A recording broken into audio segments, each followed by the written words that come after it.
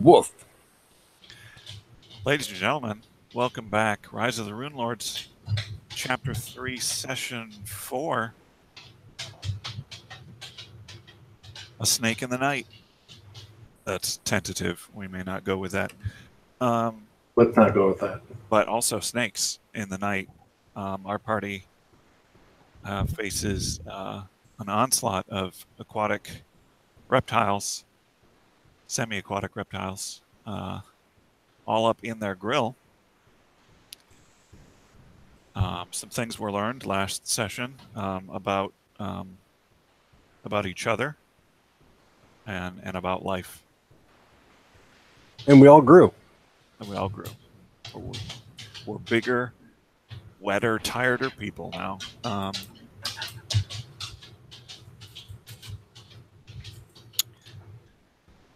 And some things were learned about motivations, which was an interesting interplay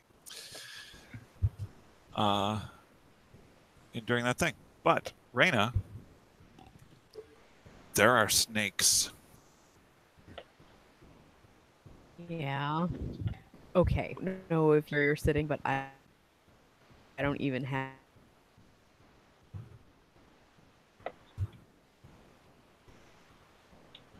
You broke up. What would you like to do? You're next to a snake. Littering and Smoking the reefer. I don't need any lip from the dog. Although that was perfect timing.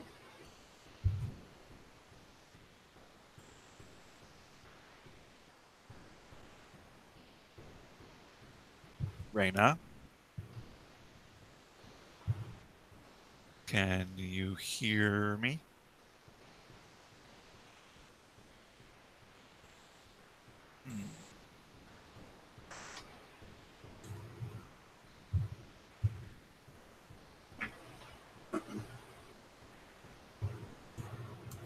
I get the sense of dread that maybe she opened the hangout window. Which was, no, don't ever do that. Yeah, that was a mistake. All right. What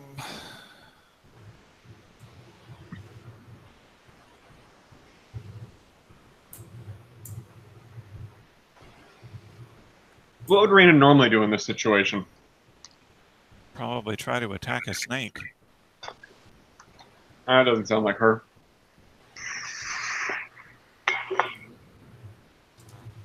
Yes? Yeah, I can't hear a single thing. You've not said anything. What would you like to do?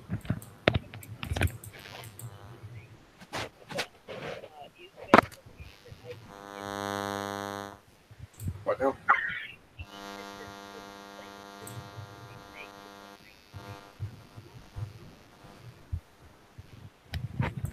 You can sort of move around one that is next to the room. Move around. I thought you said you could hear me.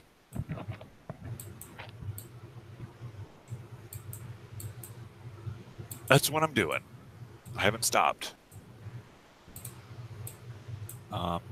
There's one you can get around to with Jerome.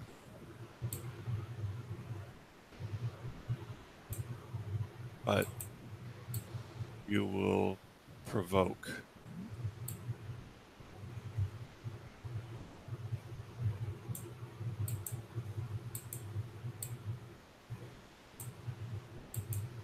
No, because you're in melee engagement right now with it, but just on the corner.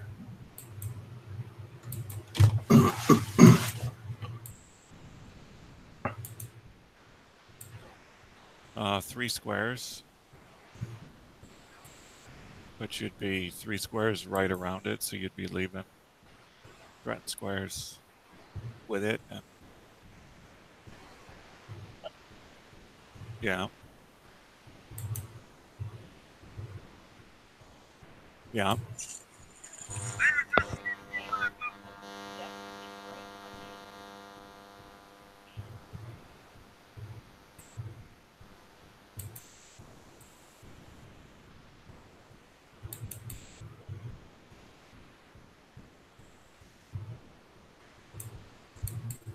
Okay.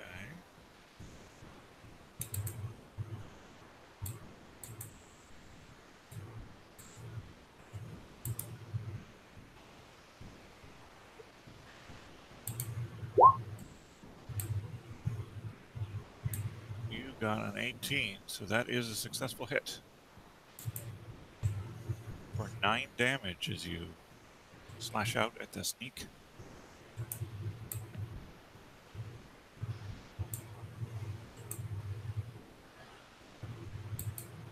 It's looking really bad. Like it had black and red bands on it. Now a lot of the bands are simply red.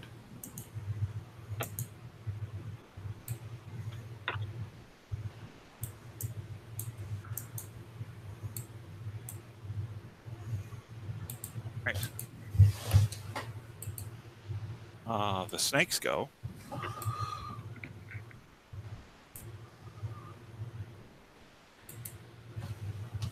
The snake attempts to attack Packer.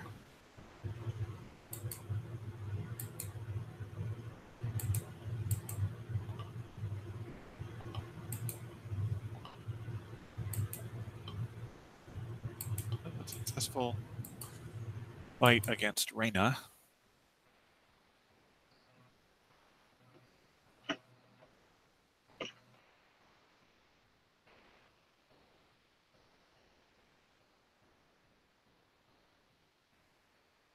Well, for a minimum of 1 damage. And need a fortitude save from Reyna. Oop. Okay.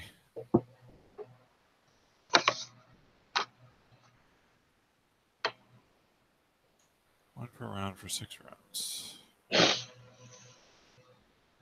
Hello? Yep. Reyna does not save, and she is poisoned. Oh. Taking 2 con damage. Is that all the snake's turn, or just one of the snake's turn? All the snakes. I lumped them together. Ah.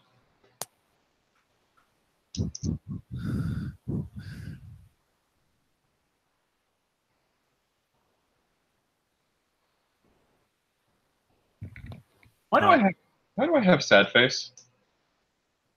I don't know. I don't remember. There was some sort of emotional roller coaster with Jerome. Hmm.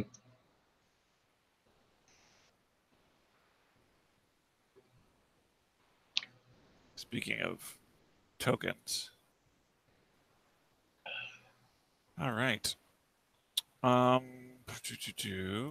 This snake attacks Caladrel. Well, I guess I'll be a little more fair than that. 1d2. Oh, no, attacks your car. How about that? I like where this is going. Yes, do it. 21, that is successful. Car, I need you to make me a fortitude save.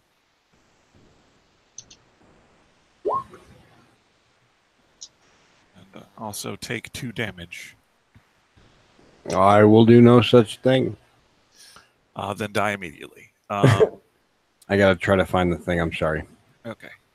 Then this snake, shall I lose sort of in trouble by yourself? You shrug off this. You manage to flex and squirt the venom back out of the wound.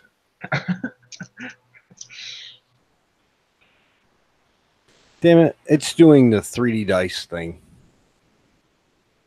Oh, that's in settings. Okay, so this snake attacks Shalelu. Unfortunately, she's in a bad position. Oh, that's not good.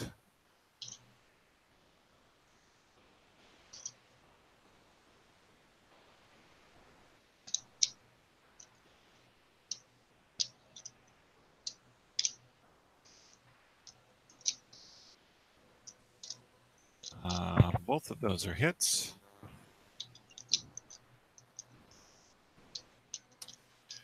Total of 6 damage.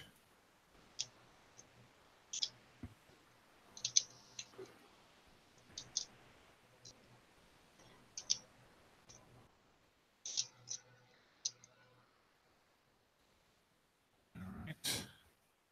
And we need a fortitude save there. Jesus. Not fooling around, is she? D20 plus 10 fortitude. I'm gonna kick somebody's ass. Okay.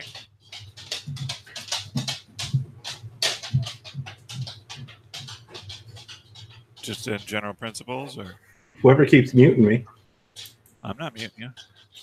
Somebody did. No one. I did. You were making a lot of clicking noises. Yeah, stop walking around in your high heels. That's karma. You make the dog wear high heels? I could, I guess. If she's gonna click on the hardwood. Very strange. Karma, what are you doing? Okay, so that's there, and then Karma. poison is I don't 12. have any food for you. Save. See, this is why I mute you, Dave. No, this is Exactly. all in character. Jakar, you got Yeah. snake bit. Look, you goofy fuck. It's your turn.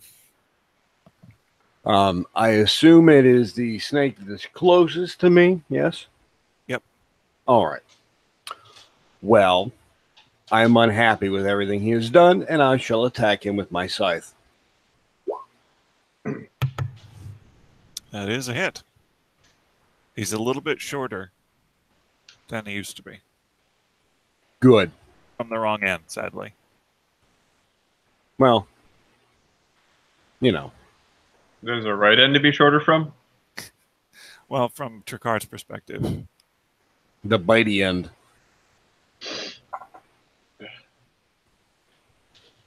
All right. Would you like to do anything else? No. All right. Jerome. There's a snake. I throw out my arms in a gesture to roll up my sleeves, and I cast my most functional of spells for this situation, Dancing lights. Dancing Lights. Perfect. Magic Missile. Nice. Where are you directing your missiles? I am going each in turn, starting with the one in front of me, then to my right, and then to the one clockwise of that, and then to the one clockwise of that. Did that make sense? Okay, so you're doing the one on your left, or you're doing the one on your right between you and Reyna first, Yeah. and then around the clock. Yes. Okay. And I'm doing like that cool little like underneath the arm, like behind me kind of thing with it, because Yeah. it always strikes. Yeah, so he's throwing magic missiles in various directions. And as he's whipping them under the arm and under his leg and backwards over his shoulder, and Pew, pew. directly at the one in front of him, they all go straight up and then strike simultaneously. So the directionality was a little weird, but it's kind of a neat fireworks show. The one in front of you catches the returning to Earth magic missile straight in the head. It would pin it to the deck if it happened to be a physical arrow, but of course it is not a physical arrow. So it just dissipates after obliterating the head of the snake. It writhes around uncomfortably, but harmlessly in front of you. The snake to your south takes a nasty hit right to the midsection. The other snake to your south takes a similarly nasty hit.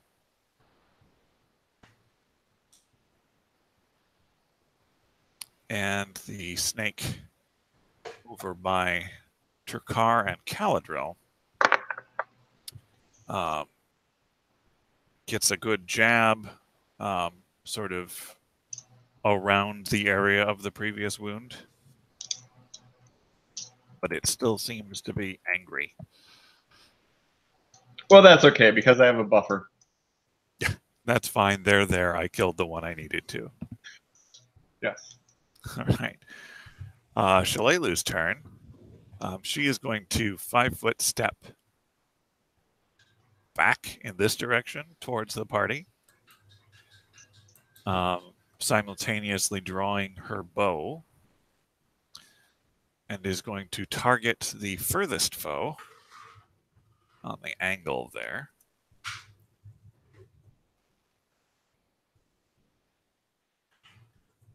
Okay. And she shoots Caladril. Bam! Totally different direction. Unexpected. Looks like she actually did it on purpose.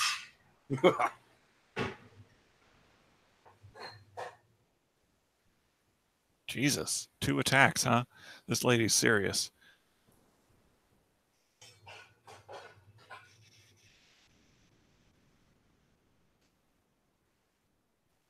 Not that serious, though. Unfortunately, the arrow of her first attack snaps in the bowstring. Something about its manufacture seems to have been awry.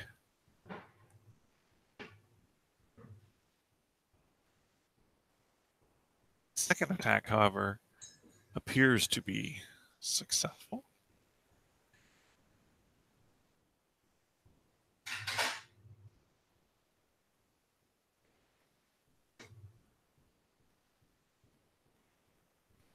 As she basically shishka snakes the snake with the arrow from her elven longbow.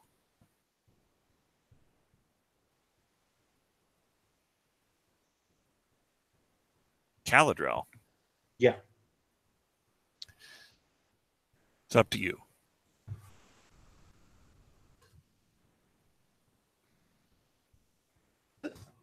You got this, Cal.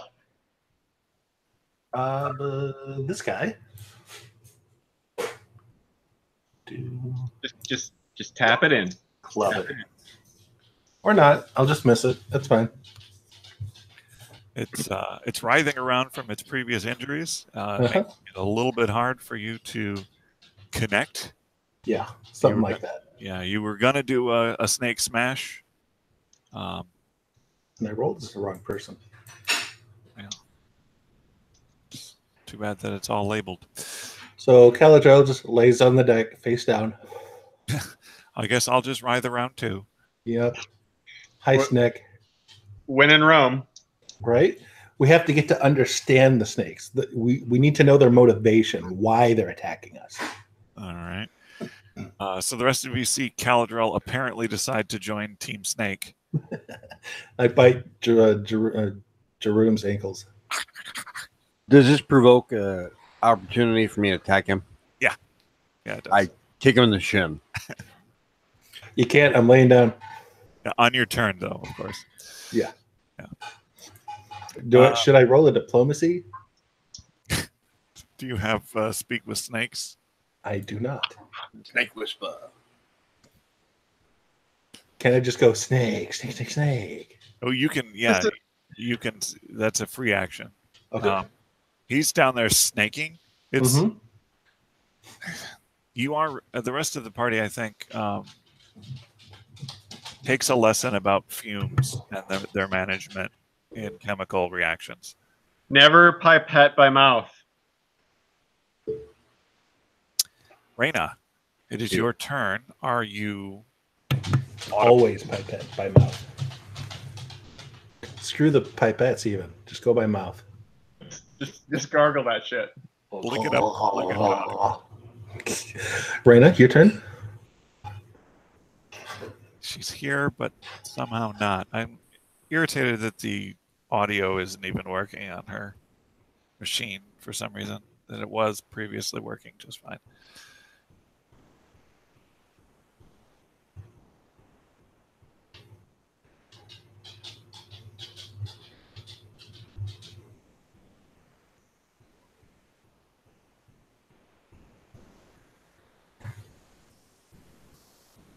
Hold on, I am attempting to call for this.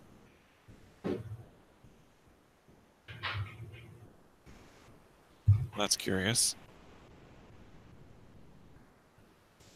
All right, so Reyna moves in support of 5.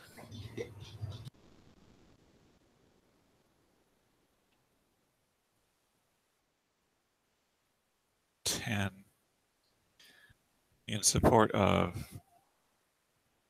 Hello? What?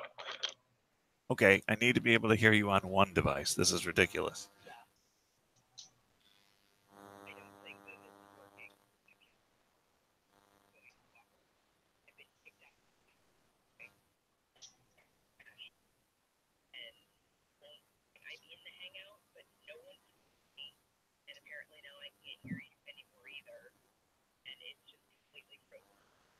Okay, so it's your turn. I assumed you were going to move up in support of Shalelu because the snake by you is dead.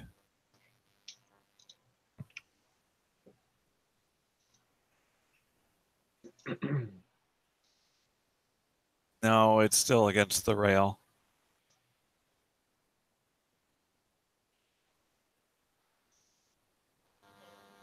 Send it to the deck. All right. Another Chris attack. It does hit. For a lot of damage, you deftly slice the head off of this snake with your jagged, creepy-looking knife. The blood seems to soak into the blade in a very unnerving fashion. She's nerved. The snake's turn. Okay. Caladrel, Yeah. you feel like you've come to an understanding with the snake in front of you. Mm-hmm. You feel like you've gotten to a real good place with that snake right up until it bites you on the nose. Yes, it does. Yeah. Wait, does it? 19? Yep, it does. Okay. So, that's 1d4. I need you to make me a fortitude save. You take 1 damage of nose damage.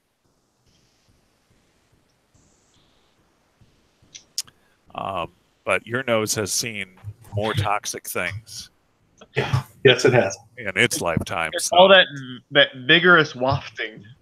I've been outside after Ch.3 uses the bathroom. I'm good. Yeah, that's a 28 versus poison, actually. So, yeah. Right. You actually sniff in response. I see how it is. Snake, snake, snake, snake, snake. Ch.3.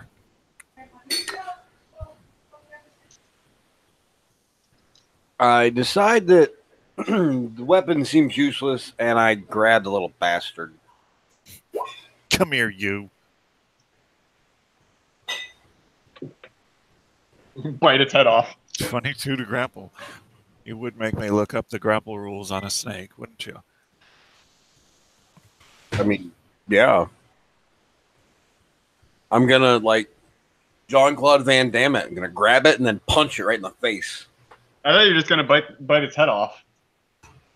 More of an Ozzy Osbourne. No, that's a bat, dude. Seriously, get your shit straight. I knew it was a bat, but it's still biting the head off. All right, so That does succeed.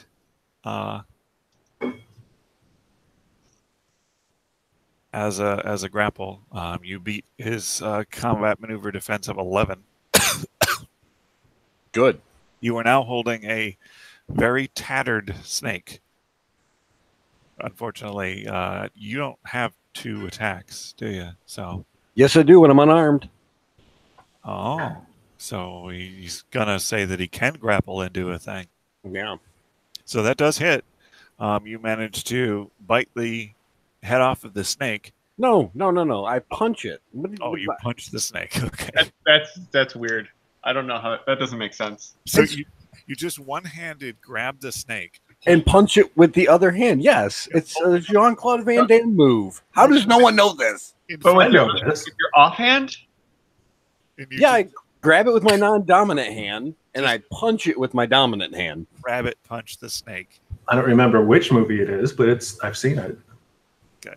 You managed to kill the snake by rabbit punching it while it was looking at you in your hand. There is snake blood all over you because it was fairly bloody in the first place. And you are dripping on Caladrel. Okay. Gross. That resolves our snake issue, seemingly for the present. This scene right here. And hard target. Was supposed to make a fortitude save. That's not great.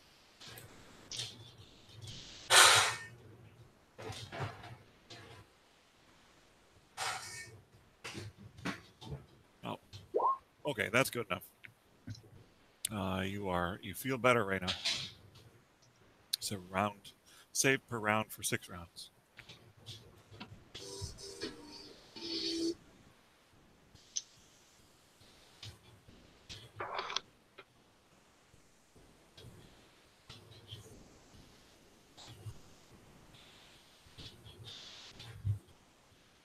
All right, so Raina, you feel better. Okay. All right. There are snake carcasses about. I inspect their skin for the purposes of leather. They do have a fairly striking pattern. A few of them are pretty mangled. Like the one next to Caladrel and your car is pretty wrecked. What skill to skin them? That would be a survival or nature. This will be amusing. Hey, that's not bad. You managed to secure. Let's see. This murdered by. And you managed to secure 2 snake skins successfully. Oh, my snake. Okay, can you guys hear me at all? Yes, we can. Thank God. Stupid loud. I'm sorry. It's nothing I can do about that. Your snake, Caladrel, was too mangled for Jerome to harvest. Yeah, so your snake is still there. Yeah, but it's dead. Yeah. And has venom pouches. Dibs. Does skinning them destroy the venom pouches? Am I that bad at this? No, the one that you were able to successfully, one of the ones you were able to successfully manage, didn't have a head anyway, so sort of like that had been cut off, so you didn't really deal with the head. And the other one was Shishka snaked with an arrow, so sort of gave you a handle. I imagine you stayed away from the head. Okay. Tar, I assume your 24 survival was to simply eat the snake that you had in your hand. No, it was to cover Caladrel in as much blood from the snake as possible. Oh, yeah. Why would you do that? You wring it out like it's a dish rag. Nice. Yeah. Why would you do that? I thought you were hiding from Predator. What? Makes sense to me. Caladrel is essentially bloodied. What?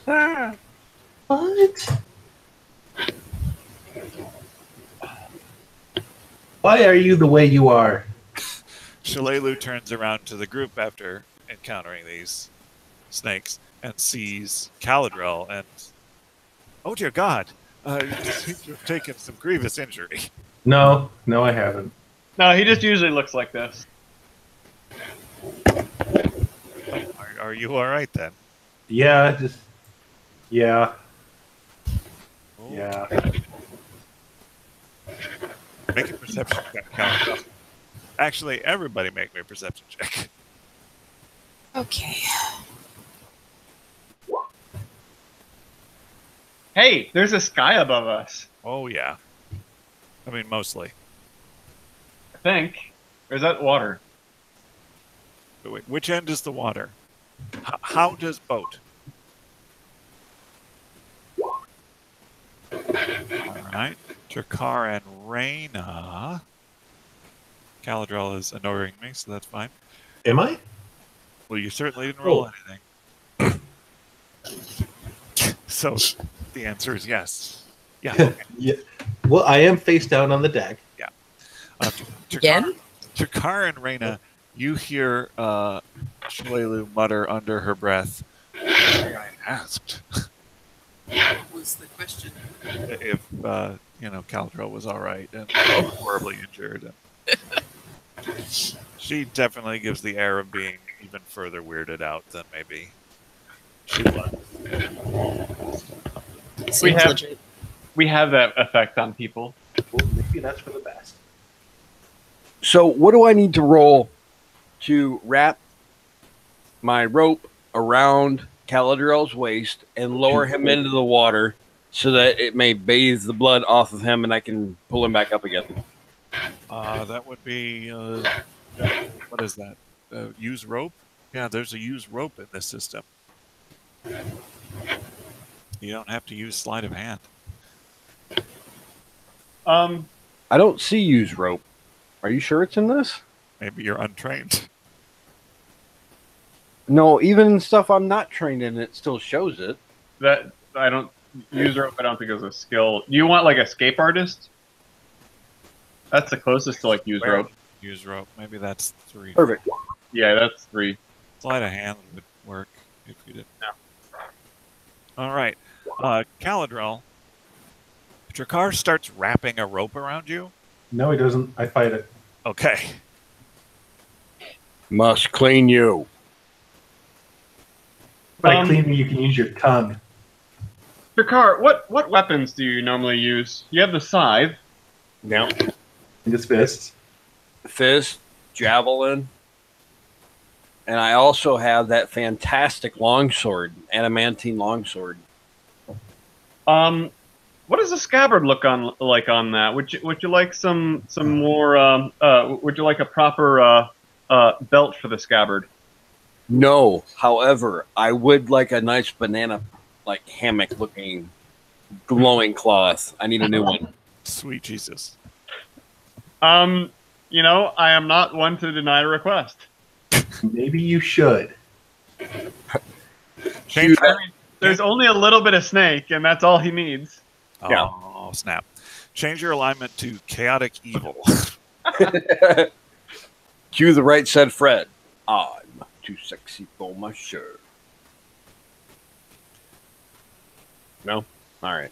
No. I thought you were just going to cheat and slip the snake tube over the scabbard and call it done. Is that a euphemism? Yeah. The snake tube over the tabard? Yeah. Let's slip Why that not? snake Why tube. don't I have Why don't I have any profession skills in here? Good I question. didn't put them in. Would be a question that you would ask yourself, I would think. No, but I mean, there's not even like a profession option inside of Roll20. Yeah, there is. It's in your skills. Not profession. No, Yep, it's totally there. I swear it is. It's underneath perform and above ride. It's Not- it's a thing that it's a fillable seemingly, so you could. Oh, show more fields? Show Yeah, more I don't. No, fields. that's not it. I don't know why it's not showing for you. He's right. Yeah. It's not in there. I've got it. I'm looking right at it. Maybe if you go into edit mode. Well, I'll pull up my my other character sheet. Okay. Do it by hand because it's not a normal thing.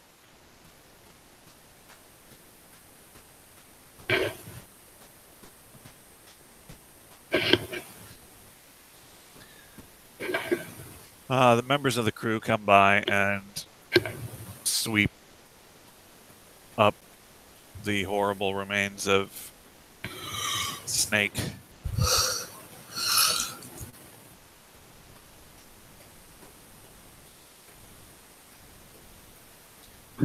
Jalelu stops a few of them from taking the ones that you skinned, Jerome. That was my role for. I suppose I should actually like be tanning these things first. Yeah, but you didn't. So interestingly, Jerome just sort of hands you a moist snake tooth. That's a euphemism. I assume you know what to do with this. I just look at you. I made it myself. Do a sense motive. Takar. Yeah. You figure that he tried his best. I really did. Yeah. There was an alternate thing that, he might have figured that you were treating his request with contempt. Perhaps the contempt it deserved. Jerome wouldn't have contempt for that, actually. I know you wouldn't, you weirdo. He should have, but no, he wouldn't. Yeah, so you essentially have an adult novelty made out of snakeskin. Great. Just what you always wanted, right? You're no drow to use it on. It's the wrong kind for that, unless, hey, we don't know. They're a type of elf, right? Yeah. Yeah. Wait a minute. Especially the women. Especially. So, Shalelu pulls out her little collapsible brazier. Gets it off. Gets it out of there, out of the pack, right from under her shirt. Everything. Didn't even take shirt off. Sets it up on the deck. Lights it. And starts roasting the snake. The two skin snakes. Another euphemism. Yeah. Roasting the old snake.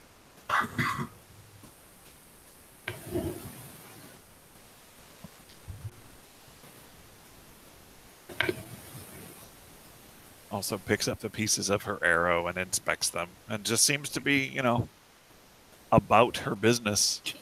This is all totally Yeah. normal. This is how day-to-day life goes. Yeah, it's like it doesn't really talk to you about it. It just happens. It's really used to being alone in the woods. Yeah. All right. So the rest of you, it's still sort of nighttime. Probably wish to continue your sleep. Rest. Is that correct? Does anyone have anything else they would like to do? Not that I know. Somebody should stop rubbing the microphone against your chest. Yeah, that's definitely Andrea. I'm sorry. I was trying to turn the air conditioner down because I'm freezing to death. Oh, my apologies. Okay. All right, so you all get a full night's rest and wake up in the morning, and the captain casts off. Ew. Yeah. All over the deck. Anyway. You make your way down the river. Seems to be a fairly uneventful day on the river. And you pull in again at this stop that is indeed that village that he was trying to convince you to shove off and be satisfied with transport to. You get a couple of significant looks from him. I'm being as unobtrusive as possible. Yeah. But he doesn't go so far as to suggest again that you get off here.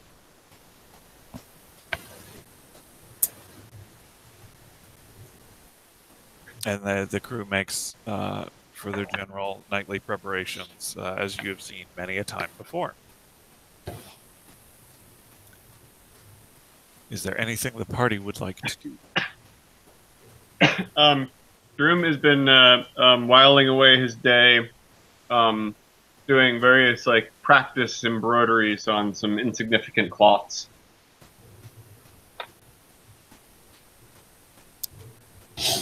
Got random scraps of canvas and sail and stuff around that are now monogrammed. They definitely don't belong to you, but now you can assert that they do, which is really annoying to the rest of the crew.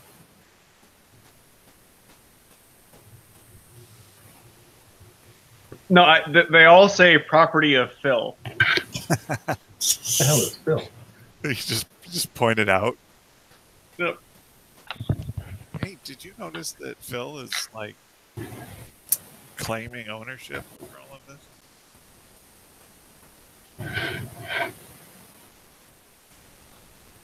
You see, at some point, Phil seems to be getting a stern talking to at the stern of the ship.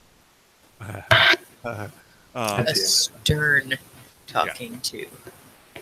By the captain. He looks to be generally confused as to what is happening to him right now. Captain holds up a piece of tarpaulin, and he makes a bunch of "that's not mine" gestures.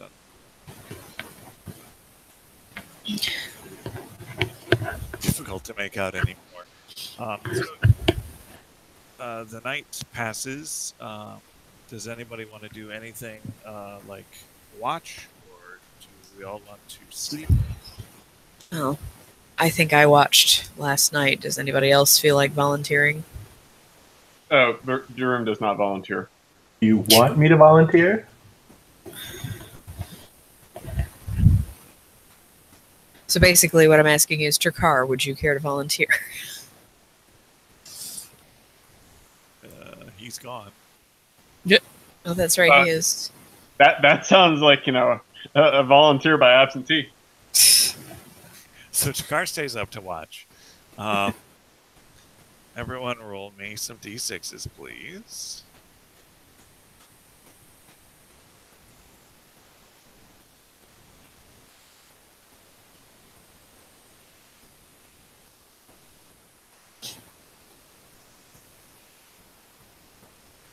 Caladrel. No. Just roll high. There you Fine. go. Good enough. The rest of you get a good night's sleep. Jalelu also takes a rest. A little bit more than she has previously. Seems, skips some nights, but does sleep at some point in that strange elvish fashion.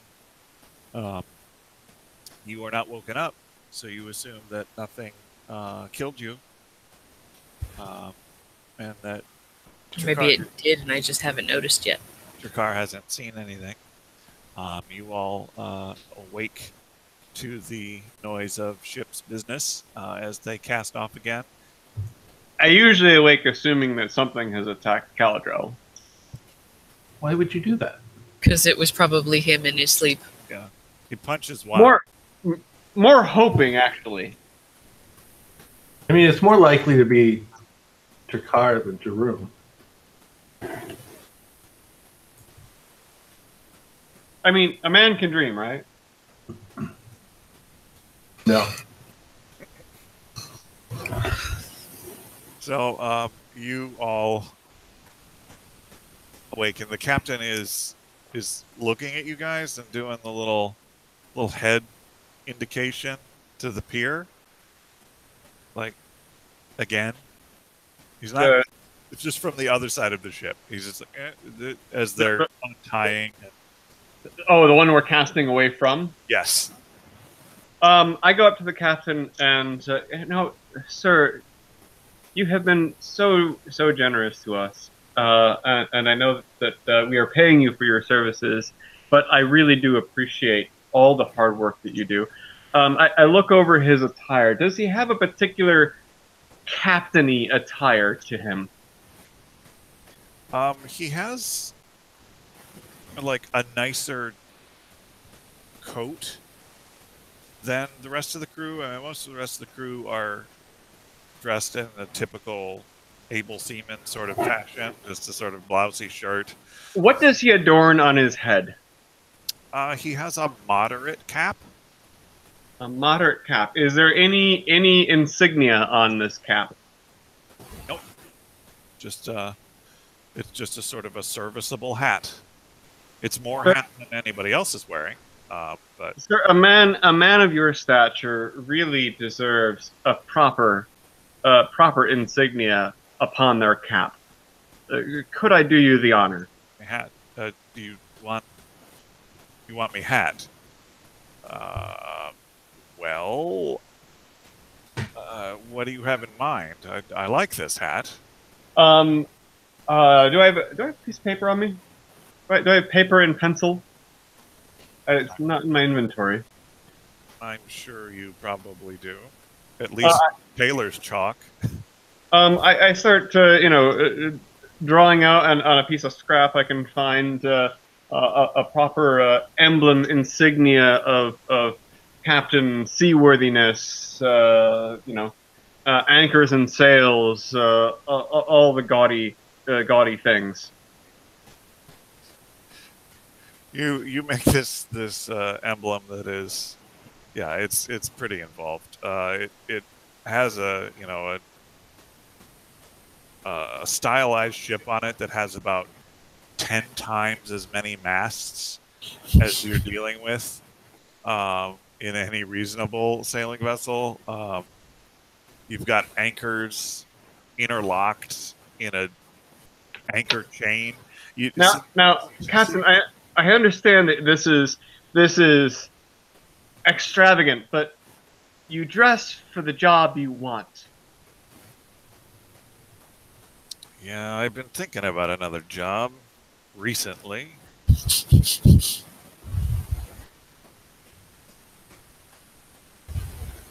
Fine, sure. As long as it'll keep you out of trouble here.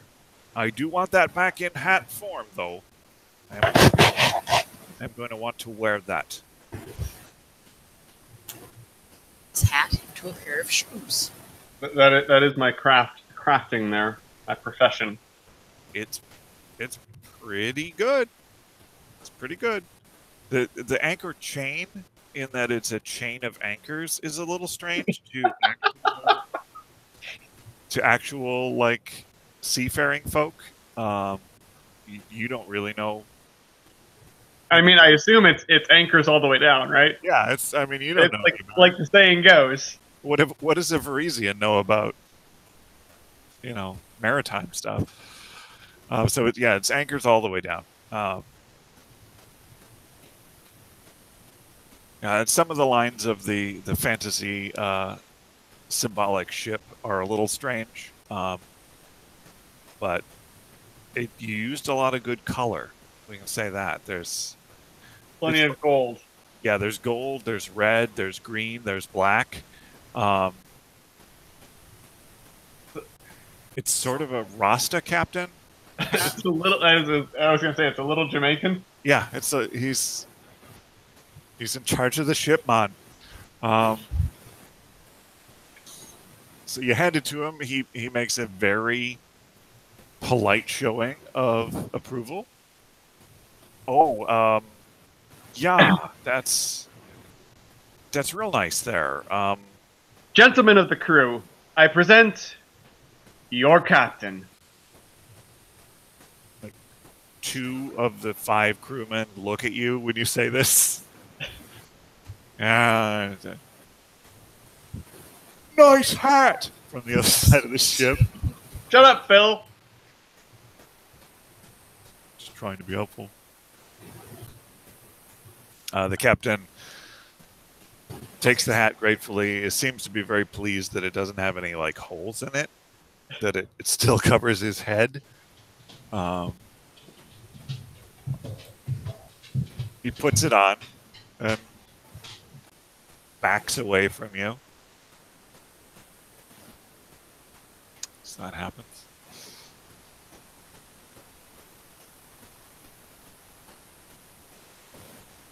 A couple of crewmen come up to him and try to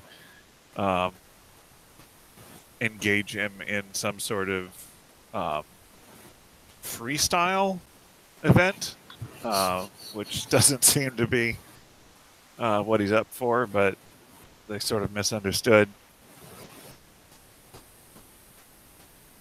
He tells them to quit screwing around and go back to scrubbing the neck. Yeah. There are way more bloodstains on the deck than previous there were, and they take a little bit to get out. So you make your way down the river, and you arrive at Turtleback Ferry. Holy crap.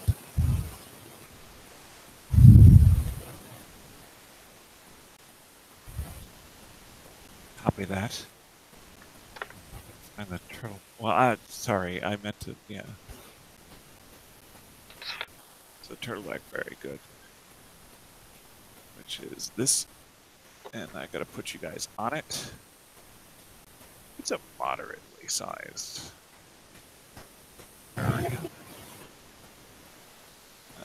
You guys would be down here by the docks. That we would. Shillelagh leaves the ship, as per your agreement, somewhat independently of you. Yep. Not looking back at all.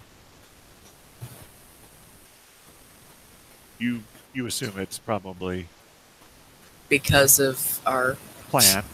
Yeah. Yeah, it's a course.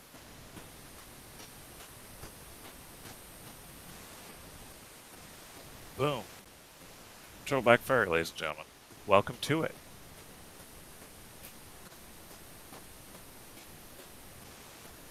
As you arrive in Turtleback Ferry, it's, I don't know, probably on par with Sandpoint in village construction. A little bit more of a waterfront district than Sandpoint had available to it.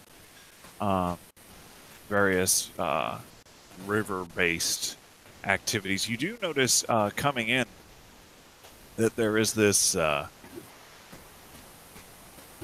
pretty fancy barge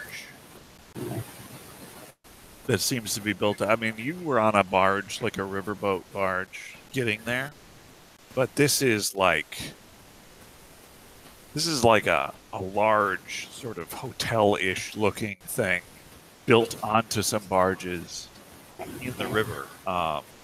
It's pretty ostentatious. It's got, there's a lot of draperies and gewgaws and racks and whatnot going on. That's sort of sitting out in the middle of the lake. And there is a fair amount of small launch traffic going back and forth with various people. Some of them dressed fairly nicely, but it seems to be all manner of people from the town.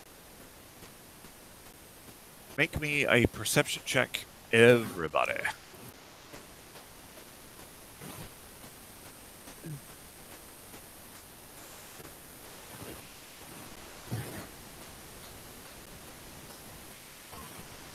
Oh, Jesus. Way to go, Raina. Thank you, thank you. All right. There is dirt under me. That's what you think. To everyone, this barge seems to be an attraction, like a legitimate capital A attraction. It's like the mystery spot. Yeah, it doesn't seem to necessarily fit the rest of the town and its construction. Of course, it might be a traveling thing. It is on the river, so you don't necessarily know if it came from somewhere else or what. You do catch, when the wind is coming in the right direction, you do catch the sound of music. Somebody seems to be playing piano in a sort of, imagine sort of a saloon type piano flavor. There does seem to be some laughing, general sort of raucous-y party sounds, indistinct at your distance, of course, but you do occasionally pick that up. And give me a second.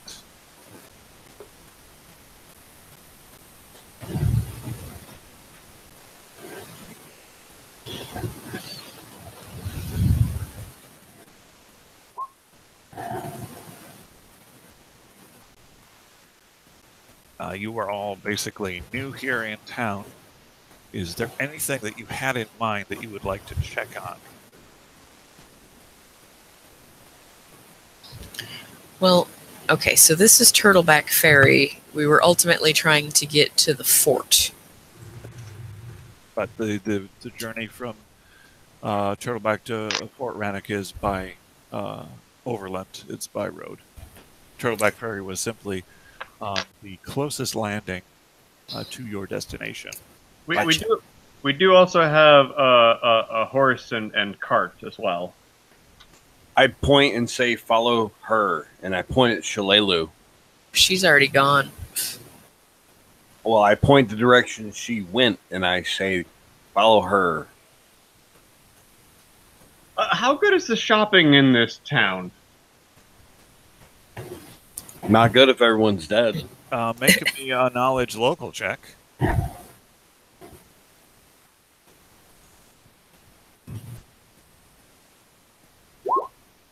I know everything. All the things. Especially compared to Chakar.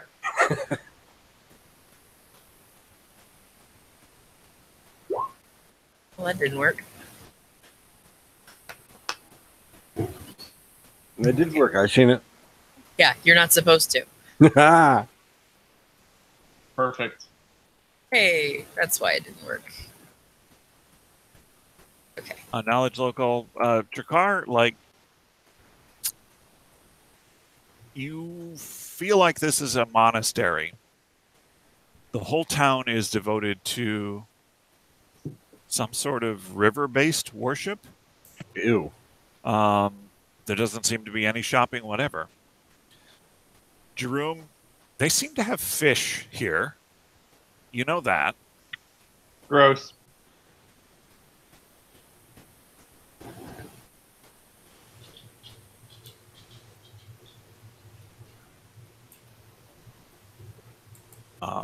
There does seem to be a market, probably fish. I mean, from your perspective, right? But there does seem to be an actual market available.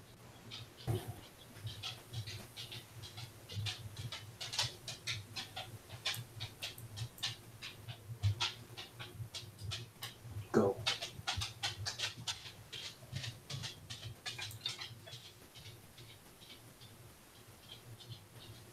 Well, I say we at least get whatever supplies from this hellhole that we can before we move along.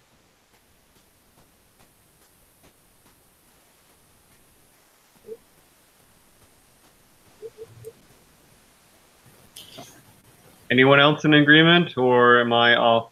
I'm sorry. I was reading something. What did you say? I suggest we try to scrape and scrounge our way to any supplies we require before we move along. Yes. We may not necessarily need to leave quite so hastily, and I will try to very unobtrusively indicate that the people, at least one of them, now what was it, the barge that was like the attraction barge? Is that what you were talking about? Somebody on here? Yes, to reference a secret line of messaging. It was a gentleman that was getting off of one of the rowboats that go back and forth to this barge. Okay. He had seemingly had been at this establishment and was coming back.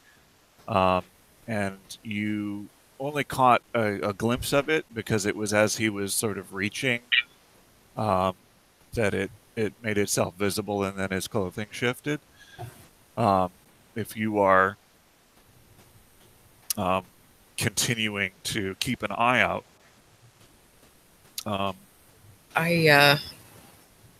yeah. God. I'm gonna kind of keep an eye on him, and I might also try and keep an eye on the other people that are like in the rowboat with him, because I imagine that he's not by himself there. Yeah, it was a full load. There were a bunch of other people getting out. I'm going to look very carefully at like that same spot on everybody and hope that somebody's clothes might shift in such a way that I might see if everybody's got it or if he might just be the only one. Well, with your check that you had, you will notice eventually, as you are staring off at this boat, and Rana seems very preoccupied to the rest of you, you will notice as another one of the members reaches, it becomes visible up their sleeve. It doesn't seem to be in the same location. That makes it really complicated. All right. Ch.3 is suspicious, waving his hand in front of you, Rana, being generally concerned about your spaced-outedness. Using my eagle eyes.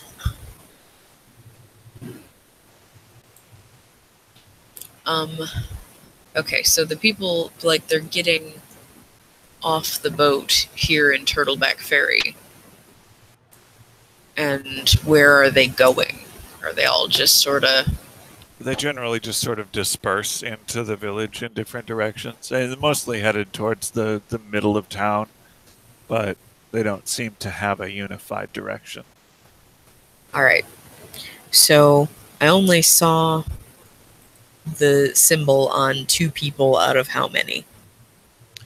The boat probably holds about 6 people, other than the people that are doing the rowing and whatnot. So, okay. I'm going to... There's another boat midway into the river, and another boat, departing for that location. They seem to run a lot of boats. Okay. I'm going to lean over to Ch.3 and tell him that I will be back in a minute. Well, several minutes. I'll be back in a while. Don't leave town without me. And I am going to attempt to follow the first guy that I noticed who has the tattoo like on his neck. I'm going to try to sort of unobtrusively follow him by blending into the crowd and also being stealthy. All right. Roll me a stealth check. And also a perception while you're at it to keep him in sight, because you're gonna, to do it properly, can't be right on him. Stealth is good. You seem fairly confident in your abilities. You do manage to keep an eye on him. He's wearing a particularly sort of bright green jacket, and he has sort of an odd haircut, which makes him fairly easy to track. Sort of a flock of seagulls thing. He seems to be headed towards the market, from what you can tell. It's a little bit visible from your location, sort of towards the center of town there. That's the direction he seems to be traveling. All right. Seems to have a bit of a spring in his step. With my 27 perception, did the other one who had the tattoo on his arm, did he also seem to be heading in this direction? She actually. Sorry. Did go in a different direction. Interesting. Okay. I'm gonna keep following this guy until he seems to arrive at some sort of destination.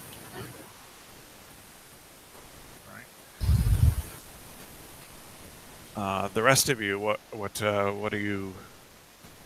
Jerome mentioned an interest in maybe some supplies that would also be in the market. Yes. What's in the market available? Well, there are various stalls. A good portion of it seems to be dedicated to various food vendors. There's some actual like grocer sort of stands, but then there's actually some prepared food stands as well. A lot of fish-based things. Something on a skewer being hawked at one particular tent. There seems to be a couple of clothiers. There's like a general goods, sort of a tinkery sort of stand that's got a lot of pots and brooms and things. There's a very strange, sort of wizened, bespectacled old man helming a tent that doesn't have anything on the table. And he's just sort of standing behind it, waiting for someone to approach him for God knows what. I approach him. This is a fantastic table. How did you come by this piece of furniture? Oh, well, it's been handed down in my family for the use in the market since time out of mind. It's a family table. I give a knowing like knock on it.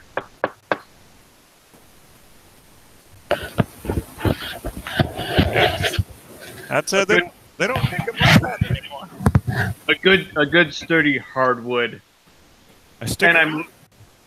Stick around and close the market. It collapses very, very efficiently.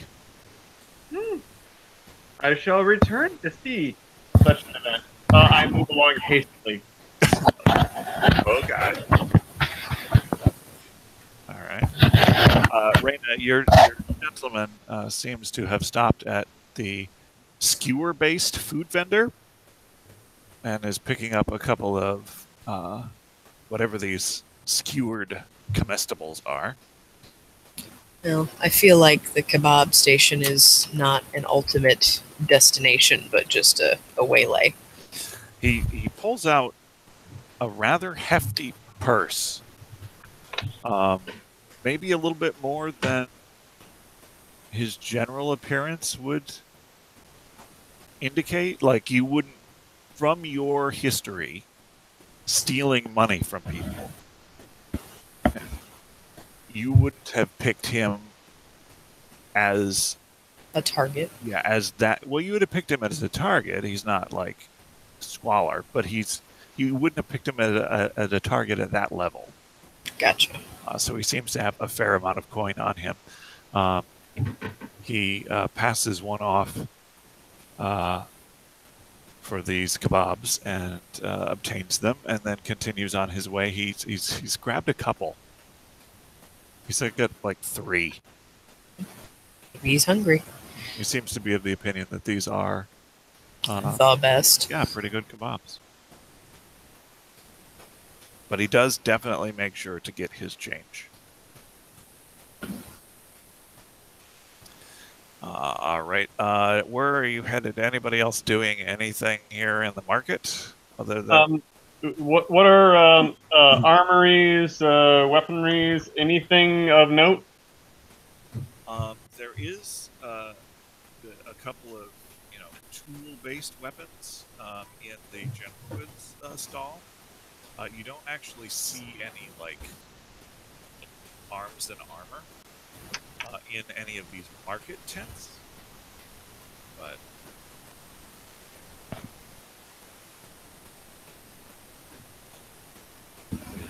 Well, if there's nothing appropriate, then I'm just going to go to see what the local threads are. all right. So you hit the clothier tents. Yes. The first two is run by. I can no longer hear anyone but Jerome. Get your boom mic closer. Okay. Is run by a young lady. She seems to be selling various coats. If you want to get a real world perception of the style of coat that is going down, think of that sort of Bavarian coat with the sort of strange heart-shaped round lapels and some of the embroidery work on it. Jerome tries not to throw up in his mouth a little bit. Yeah, it's a little garish, perhaps. Yeah. Do you have anything that you have not turned into abominations? Just something raw. Excuse me? Do you have any finer raw linens or leathers or felts? Oh, well, I have a couple of bolts of wool felt that I use to make these wonderful coats. Did you see the coats? The use of color is actually jarring. Like I have. Have you considered having your eyes checked? I believe that there was an optometrist up the road. I don't think I like your attitude. You know, I sell plenty of coats. What do I have to roll to projectile vomit on her coat? Vomit at will. That's tricky. I guess make a fortitude and hope you fail it. I could shove a pipette down your throat. Oh, God. Is that a euphemism? Yes. Your constitution is just too strong. As much of your hand as you shove down your throat. He's got like his whole fist in his mouth. Yeah, it's like Take every bit of it. Gotcha. yeah. I mean, as a bird, you'd think throwing up on command would be, but you've never been particularly maternal, so I guess, you know. Does the lady have felts and furs and things like that out that are raw and undamaged? Don't get much call for just bolts of fabric. They're back at the shop, and I don't think I want to do business with you. Madam, I would rather skin myself, make a suit out of myself, and then wear myself. Well, maybe it would look better than that robe you have. Good day. Ooh, snap. Just throwing some shade. I asked Jerome if he wants me to fight her. You want me to murder her? As much as it would improve the aesthetics, no, not in this instance. Can I at least scare her? Well, I mean, can you? You're welcome to try. Unless you're asking Jerome. I was asking Jerome, but I mean, now that someone's opened the door. I suggest no. You take to the skies. I immediately say to the woman, now that is a coat of feathers. That is proper apparel right there. And I walk away in disgust. Good day. I said good day. So yeah, that happens. Always ingratiating yourself with the locals. Hearts and mind. Drakkar, you get this sort of bird's eye view, if you pardon, of the market area. Yeah, you notice people generally going about their business. There does seem to be a couple of like guards wandering through here. It seems to be a fairly well patrolled area. You don't see Reyna.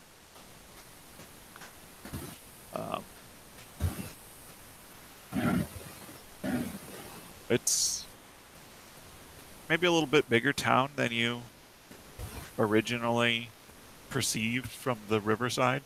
You get a bigger sense. You find a couple of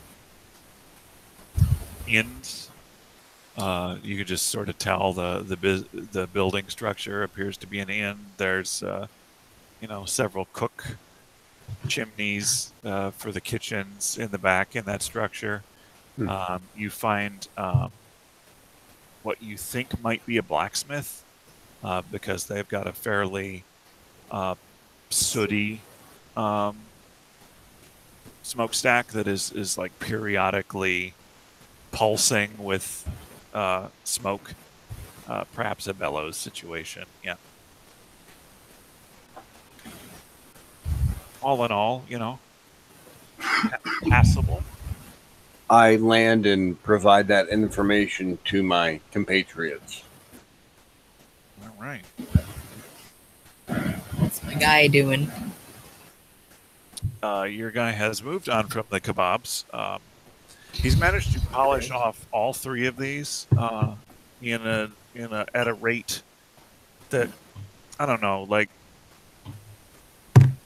you're not the best reference for table manners, given some of the things you resort to occasionally. It's been a long time since I've had to do any of that type of thing. But, it does strike you as maybe a little bit gluttonous. But he seems to be, pretty pleased with it. He stops by a tent that seems to have some fancier sort of accessories and whatnot, belt buckles, these sort of things. Some sort of silversmith type widgets, mostly luxury items. It's not things that you need, but Jerome suddenly appears. hello. Appears where I am. If there's luxury items, yes. So you notice that Jerome is also heading for this tent, and they are together at this tent. Okay. Jerome and everybody who's around here will notice that this guy is buying some cufflinks and sort of like a pin, just sort of a fancy pin for his bright green embroidered Bavarian jacket. I immediately go up to this guy. Are you attaching this pin to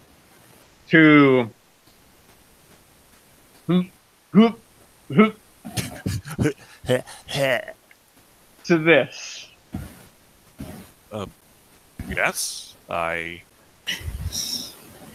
just purchased this jacket yesterday with my winnings, and I think it looks rather smart. It's all the rage in this town.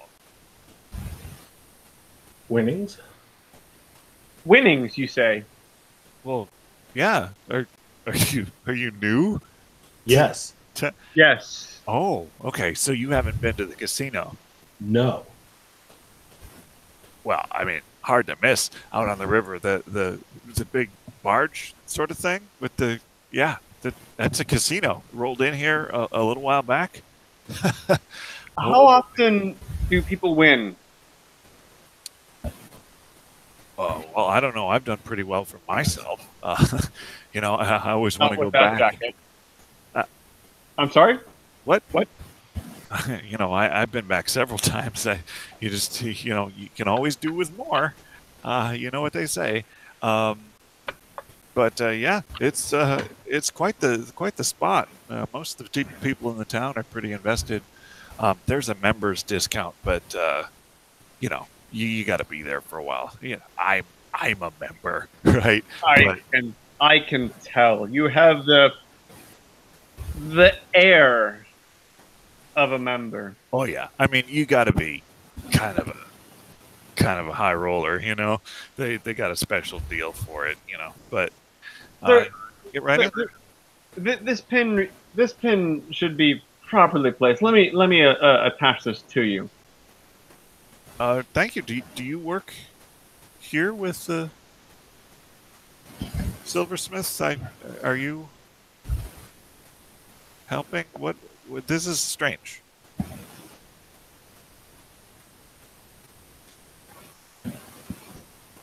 I hope I roll low.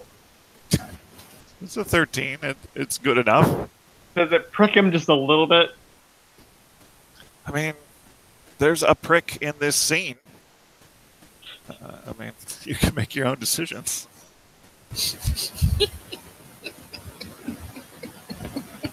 I mean,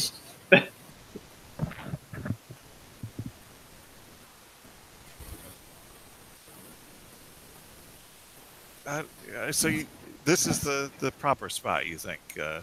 Sets off. absolutely. You will be the talk of the town, sir. Very good, very good. There's no point in amassing this stuff without people knowing about it. Well, Especially not with the proper piercings you'll get later. Suddenly, I don't know which deadly sin this guy is signed up for. It's what? Pierce? I mean, no. Anyway, you are a strange gentleman. I hope you have fun at the casino, and I am going to leave now. Thank you. Pleasant dreams. Okay, so after the guy leaves, I'm gonna psst at Jerome and apparently Caladrell, who I didn't know he was there till he started speaking. This entire town is insane. You moron! I was following that guy because he has the Sahedron rune tattooed on the side of his neck. But I don't care about what's on his neck. Did you see what was on his chest? Yeah, the jacket with the high collar that was covering the tattoo on his neck. Yes, it was disgusting. I mean, it is what it is. Okay, that is, for the record, that is my least favorite phrase in all of Common Tongue. Yeah, but did know it that. is.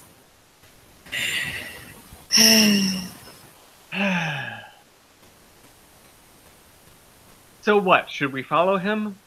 Should I stalk him? Can I No. kill him?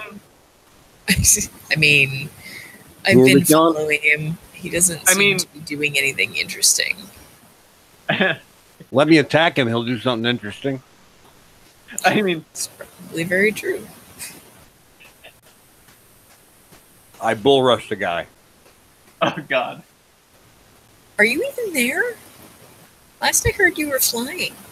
No, he was in flight. And He I was in flight, gloriously showing off his wings and feathers. Yeah, he's just been flapping around. No, I definitely said I landed. Flappy. Okay, you landed. Yeah, I definitely said I landed, and I told them what I seen in the town, and then I stayed with them. Oh, right. Yeah, I do remember that. Okay.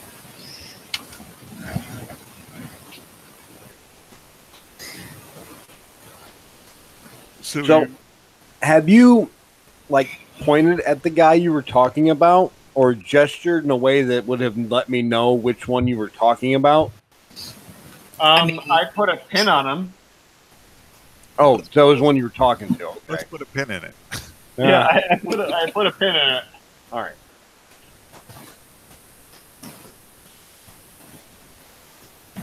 And I tried my darndest to stab him with it, but I failed. Well, damn it. Be better. It is at this time that a town crier wanders through the market saying, in 3 days, the special event at the casino, 3 days after sunset, special event at the casino in 3 days, great prizes, tickets at the door, everyone should be here, it'll be great. I give Droom and Caladrell, because apparently Jakar ran off, a rather serious look and sort of indicate that we should go someplace more private. I grabbed Caladrell by the collar, slapped him across the face a few times, and pointed at Reyna. Why are you hitting Why me? did you hit him? I wanted to get your attention. Usually you're face down in the deck. There's not a deck here. It's always face down in the deck. Oh, snap. Hey, Wait. I'm not a seaman. I don't know these things. God damn it.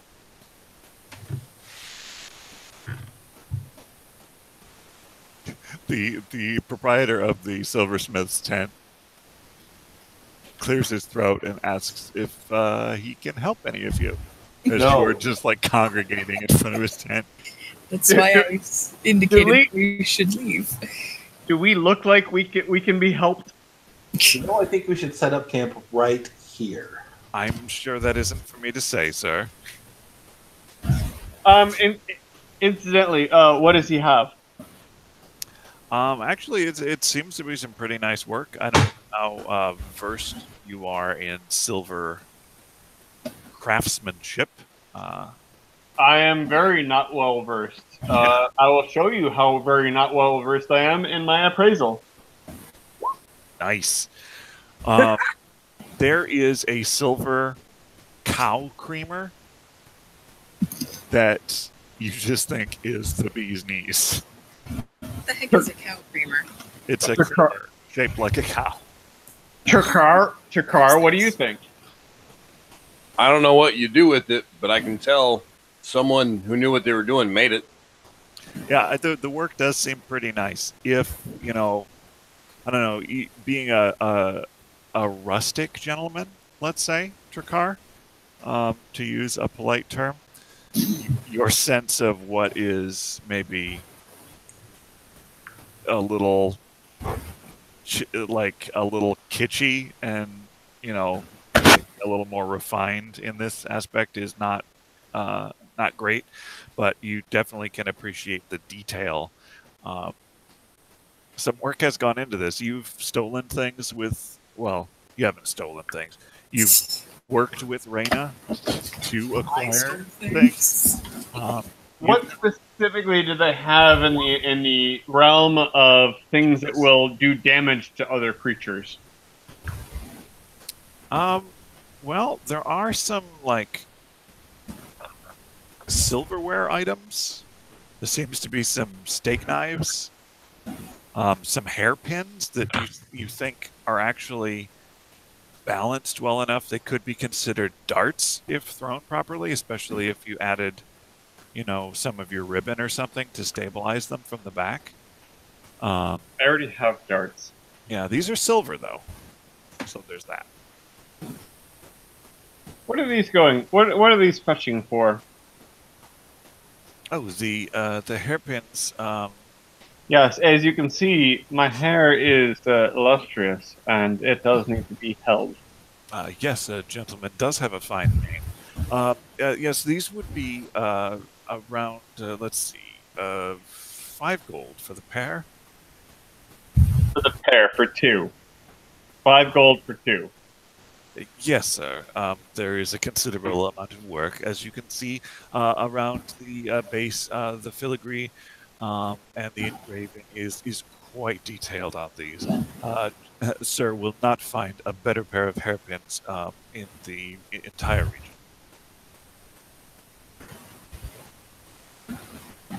You say I won't? You will not, sir. I have the utmost confidence that my wares are of the top quality. Because that man over there, and I point to the table that is completely empty,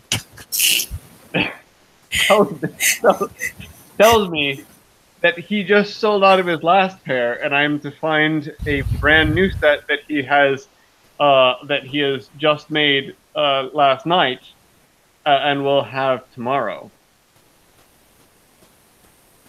That's very curious. I did not know that the gentleman worked silver, sir. Do you not know the people in your own town? I know all of the people of quality in this town, sir, I assure you.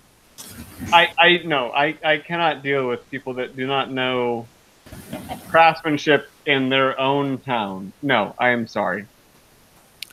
As you say, sir, good day.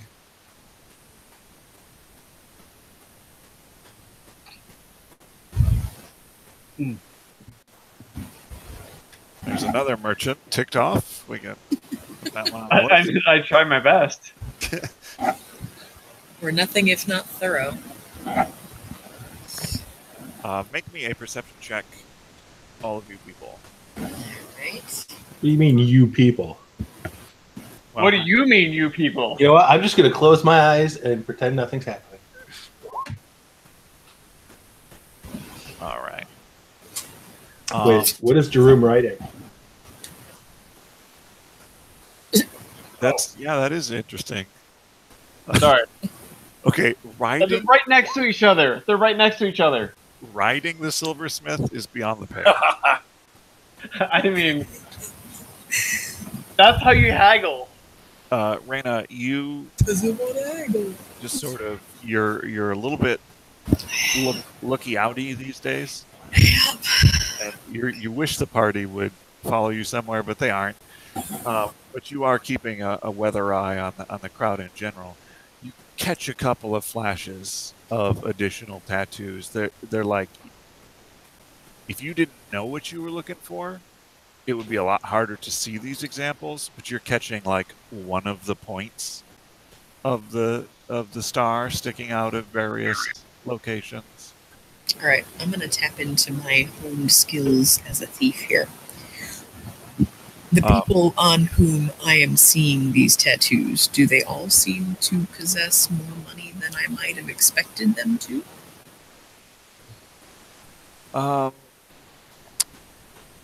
Not all of the people that you're catching this are in the midst of some sort of transaction where they would have, revealed their purse necessarily. You do see some bulges. A couple of them are dressed very well. Like, this would be the nobility to target, if you could get them in a situation where you could cleanly get away with their purse, you would expect, hey, this is, for this town, yeah, this is top tier. Drakar and Jerome, there is a delicious smell wafting in your direction as the wind shifts slightly. Seems to be coming from that skewered comestible stand, something on a stick. I rush over there immediately and demand 2 of whatever that is. Ah, yes, 2 of the what's the name of this town? Turtleback Ferry. 2 of the Turtleback Ferry kebabs for the gentleman. That will be 2 silver, sir. I take a bite before I pay. Is it good? They are delicious. I give him a gold and tell him to have a nice day. Sir is very generous. Thank you. Please spread the word. We're a new establishment. Turtle skewers. Right. You need a PR guy, but I like your food. Anytime. Okay. Jakar comes back with a skewer in each hand and partial demolished one of them. Like grease dripping down his face. I sort of hook my arm through his and escort him to the nearest private place I can find. Okay. Probably like an alley. Sort of behindish the inn at the north of the market square. So you're snatching up the guy I just bought food from? Because that's perfect, because I'm stealing more food. No, you. Oh. Snatching you. You've been snatched. You and I are going somewhere so that I can have a word with you because neither Caladrel nor Jeroen would listen to me when I said, hey, I need to talk to you. Raina, they do? You do? Yeah. Raina and Takar walk off arm in arm. Are they skipping? No, but I am like giving you sort of pointed looks, like Sense motive, Caladrel. yeah, do that. Caladrel leans in towards Jeroen and says, "She wants to fuck." Yeah, but like not Caladrel, you. that has never ever worked out in your favor. What the hell is But Oh, you that's think new. you think he might be right, Jerome. Caladrel, that has never ever worked out in your favor, but I think you got a shot. You're in there, buddy.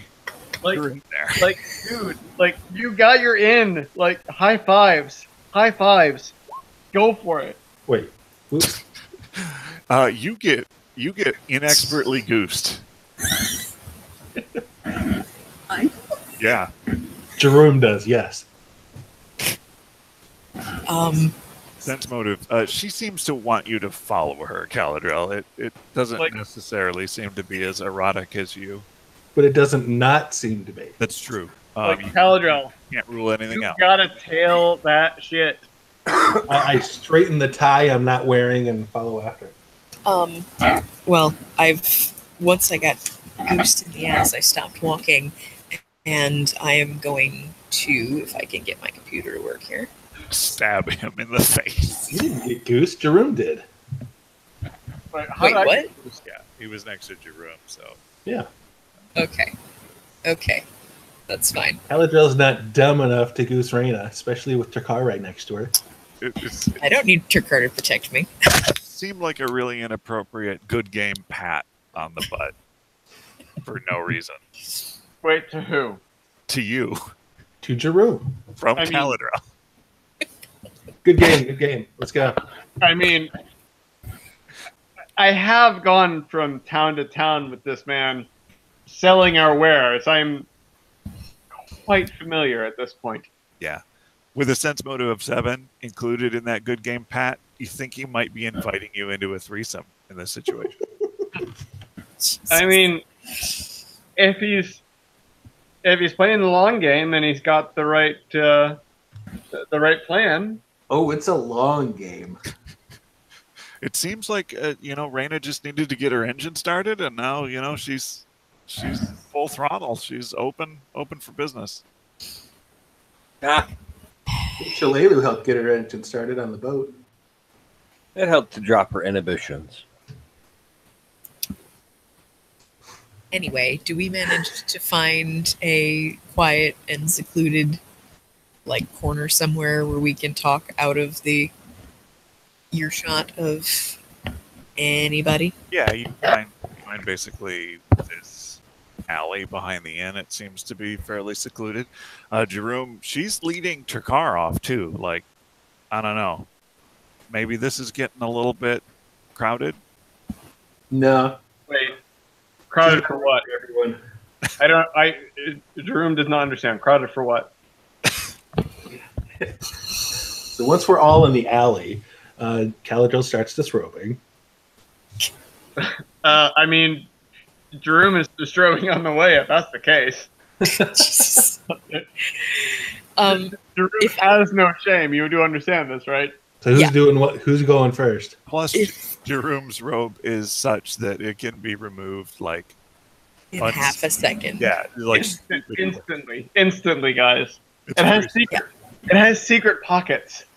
So the instant that I see Jerome trying to take his clothes off, I disengage from Takar and grab him by his lapels and cross them back over his chest. And I said, "We are trying not to draw attention to ourselves, you moron." Oh. Incognito. I've played this game before. Oh my god, you're an idiot. Okay. It's like I have brain freeze, but it's just you being dumb. Ooh. It's like that. It's like when you have a headache, but with ideas. Oh, a thought. Yes. It's like a headache, but with pictures. Oh, an idea. So, Your clothes are unceremoniously like wrapped back around you, Jerome. did anybody see him trying to take his clothes off? Like, did he attract any attention? That's a great question.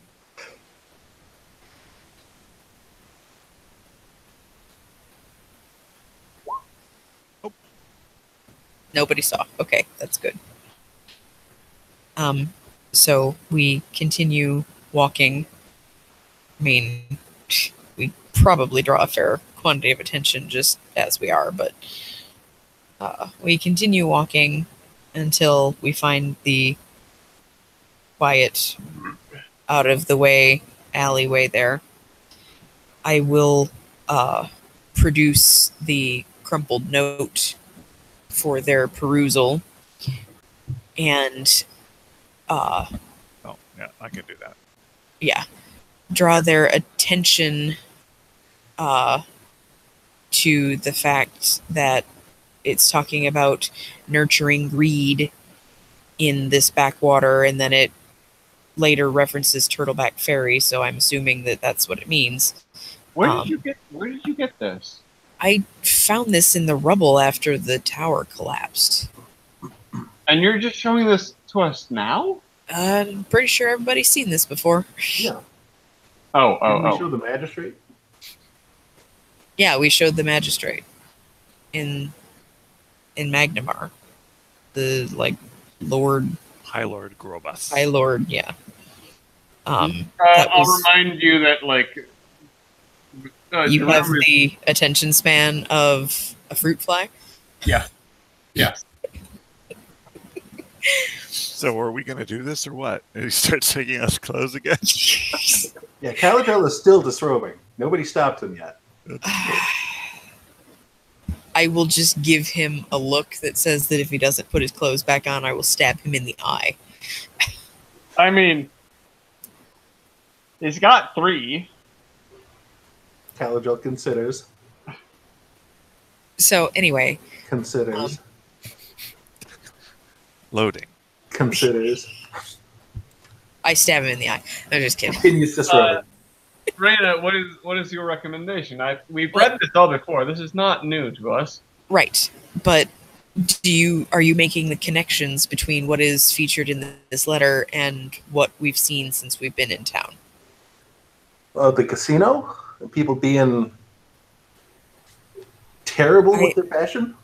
Well, I have seen several people coming from the casino barge with this symbol indicating the one in the lower right-hand corner tattooed on them somewhere. And it says that, the method of marking is so much more elegant. They're using the tattoos for the casino members, quote unquote, the people who are most likely to succumb to greed are now being marked with this rune. I say very loudly, is there a lich here? I slap my hand over his mouth and tell him to No, shut but up. there's a great worm in my pants. So, Wow. okay. I take a more careful look at this rune. Have I seen? So, Droom has seen this with people. Like, he might not have noticed that he's seen it, but he certainly straightened collars and whatnot. People who have had it, right? you've not seen it you've not seen it tattooed on anyone before. Where you have, even in your trade working in the past, where you have seen this before is brutally carved in the chests of murder victims from Sandpoint and various other locations in the farms surrounding the area, and yeah. Okay. Drew is suddenly like thinking on his feet. Are there? You should really sit down. Yeah, yeah. Are there people in town who have dyes? I'm specifically thinking of suddenly like fabric dyes. That is possible. You don't know enough of the town to know if there is a dye. I have been perusing the various wares and stalls. People that have had various fabrics that I find atrocious. Yeah, I mean, those fabrics are dyed. You don't know if they're dyed locally or if they're procured from somewhere else. You just don't have that information. What I want to find out is if I can procure a dye that I can potentially apply to skin and replicate these tattoos. Henna. Yes. So yeah, you would have to find someone knowledgeable from the town and ask if there is a dyer. I don't know. Are you saying any of this planning out loud, Jerome? Yes. I am suddenly aware of my potential skill, and I am speaking aloud. Okay, I'm going to recommend against that course of action because it seems that simply having the symbol on your skin makes you fodder for some sort of horrible ritual, which is going to come due in a couple of days. Oh man, always bleed on the altar though, right? No, don't listen to that. Do not listen to that voice. I don't mean to sway you. No, my only concern is does this give us an in? Well, we can still go to the casino even if we aren't, wearing the members mark. Yes, but because do we they're leave, looking for new members. Do we leave the casino with a permanent members mark or a temporary one? How would we leave with a temporary one? Like, they're not just going to let you put it on. No, we show up with one that appears as though they've already marked us. Well, I feel like they would be able to tell the difference. Especially, I think you give far too much credit to the dumb. It's just that, it's not terribly common for someone or a group of someone's of our description to be traveling together. I mean, we have a Strix in our company. You don't see those very often. Somebody would remember, or very specifically not remember, having tattooed a Strix as a member. Picard, do you particularly want to be marked? No. There we have it. Okay, so if we're not all doing it, then why are any of us doing it? Because splitting the party is a thing. The rest of that phrase is that should be avoided. At all costs. Especially when there's a lich about. Little lich! You little lich. It was only a suggestion. It was only an idea. If it makes no sense, then I relinquish it. I have a suggestion. Okay. Anybody else? Anybody else? Ooh, me. My suggestion is, why don't we go to the casino and murder people until someone starts telling us what we want to know?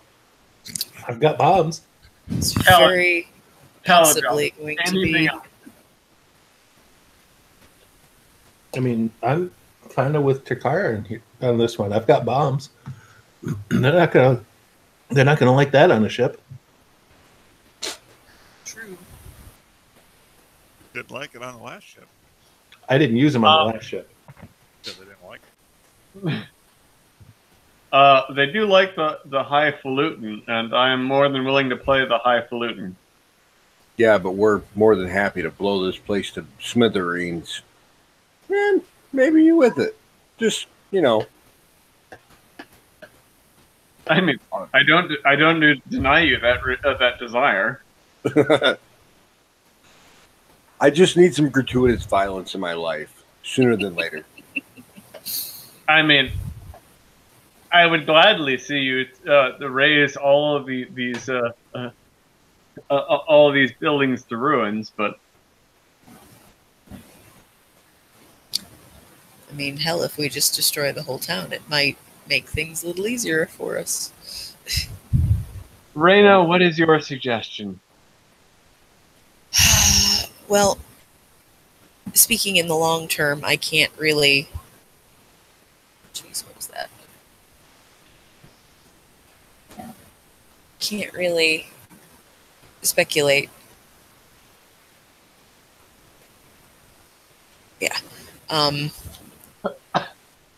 But we should probably at least check out the casino. But we do need to get to Fort as soon as possible, most likely. Yeah, I said that when we first got here, and I was ignored. Well, that's common for you. I assumed you're used to it by now. Doesn't mean I like it. It's nothing personal. It is. It is. Deeply personal. All right. That's Well, fair. well, there are four of us. Let's take a vote. Who wants to check out this casino, knowing perfectly well that they're probably preparing a sacrifice of some horrible thing in like 3 days, or continue on to the fort and complete our mission? Town crier comes back through again. You get the notice about the special event And when is it? in 3 days. In 3 days. Okay. And You want to get closer to that mic? 3 days, and apparently the casino's name is the Paradise. Suspicious. Paradise does not exist. I have looked for it. I have never found it.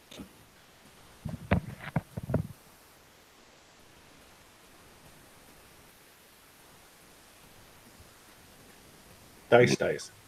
Paradise. No. Yes. No. This is No. canon. Caladrel, It's literally the worst. You should be Caladrel, this is ashamed. just like the time that you took me to Galduria, and you said that was a town with taste, and it was not a town with taste. It was a rundown shithole. Well, you didn't taste any of them. Wow. I tasted plenty, and they all tasted salty. Salt is a taste. Yikes. All them flavors. Gotta be salty.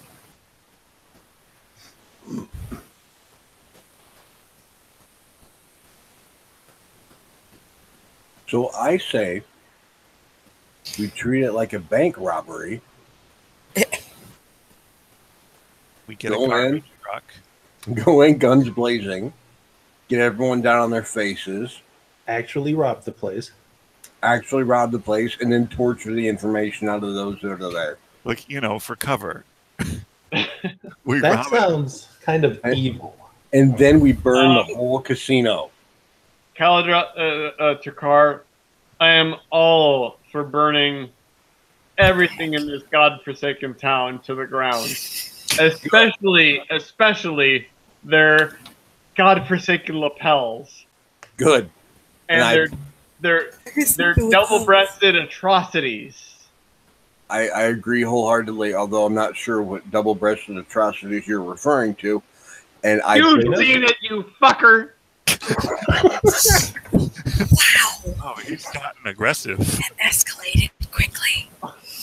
I burst into the air and flying towards the casino and going, "Let's go!"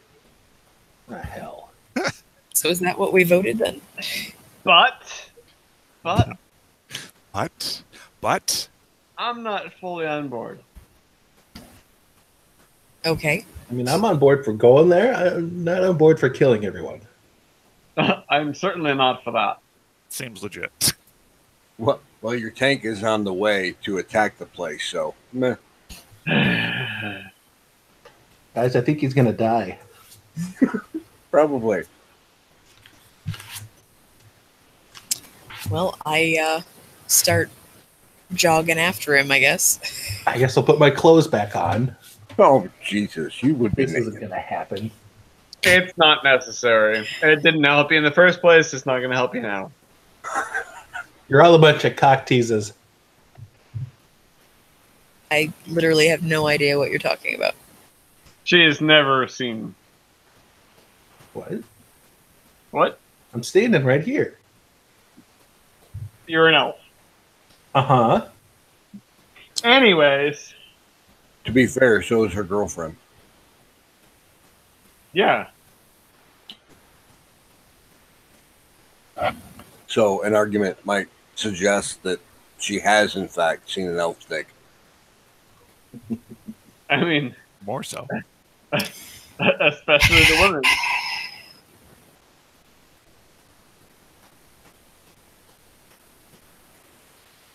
Takar is receding into a flapping speck. Yeah, I'm taking off after him. Yeah, like sometimes he has these fits, and like with your experience, Raina, you know that. I mean, sometimes it's just you got to let him go, and then he'll come back. He's kind of like a cat It's like a murder to let out at night. I want him to go off by himself and His fancies are like intense, dramatic, and really short lived. Do I smell the kebab stand? Yeah, you fly back over the kebab stand, and of course, with the cooking heat, goes right up into your face there. I landed the kebab stand and decide that I'm more hungry than wanting to kill people. Murderous. More hungry than murderous. More hungry than bloodthirsty. Speaking of short-lived, Oh, that was quite possibly a record. Back again, sir. Yes, May I'll I take 5. 5? Fantastic. 5 silver, sir. And may I interest you in some of our additional flavors? We have honey mesquite and Cajun. I'll try some of that honey stuff. Perfect. What? How many of those versus the traditional, original flavor would you desire? 5. Oh my god. 5 of each. 10. Oh, very good. You're going to want a carrier, right? Do I see any of my group at this point? Do I arrive at this location yet? Yeah, you got there fast, but they're definitely ambling down that way. You do see them making their way over there. I tell the man that I don't need a present carrier. the I guy have carriers. I present the guy with five gold. It's on the house. Keep him busy. just keep putting them in his face. That's all right. So, yeah, that's 50 kebabs. Like I said, It's keep going him busy. to be so sick. All right, I'm sure Sir would like a seat at one of our tables. No, I do not require a seat I do not. at your table. I go He sit. requires a seat at your table. I sit on the table.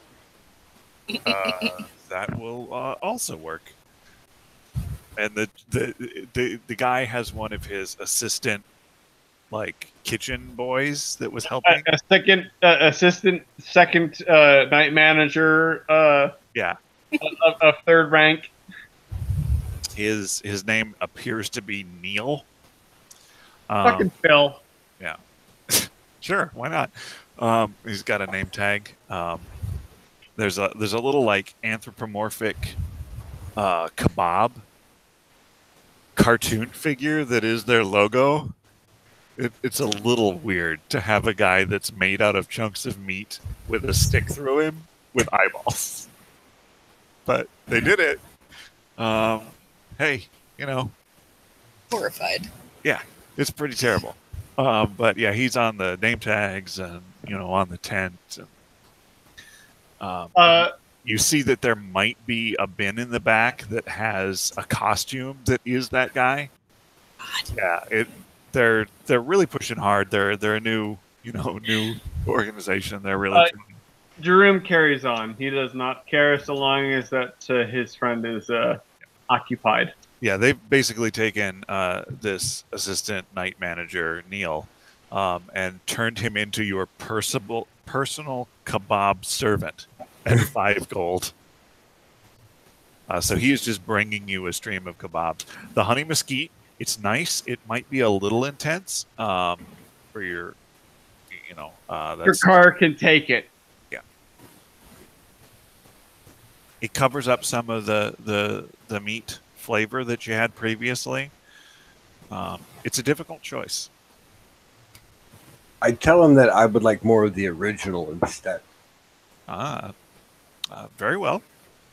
So you get more of the original. So the Cajuns, they're spicy. Yeah, that's why I didn't go that route. Yeah, they're blackened. Ooh.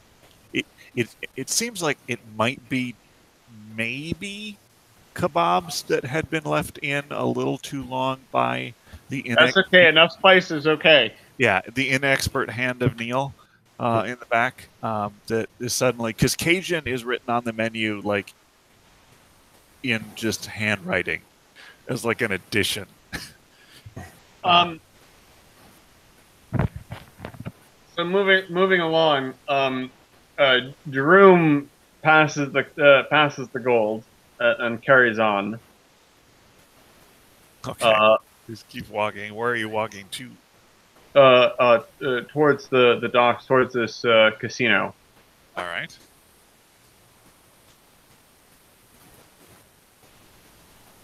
I'm following Jerome, or walking with him, not necessarily following, but going with.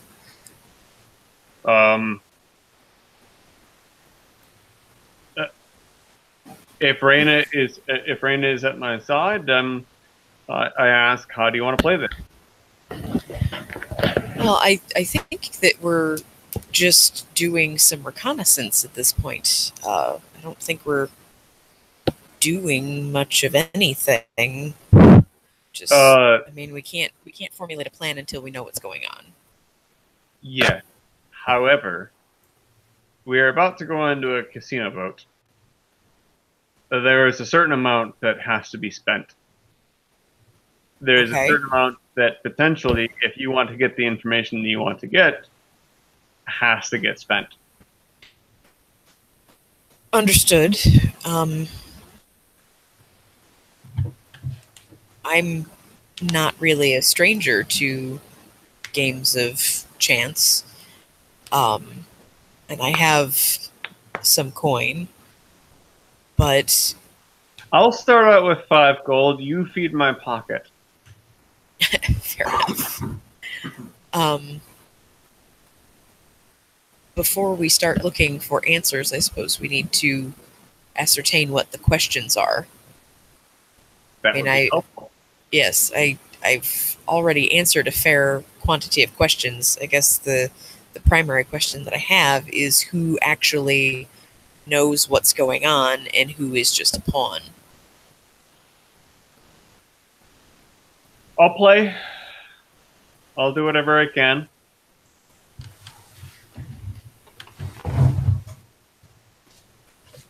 Where's Caladrel in all this? I picture Jerome changing into Dressing. a white dinner jacket. I mean, I will attire what I will don whatever attire is appropriate.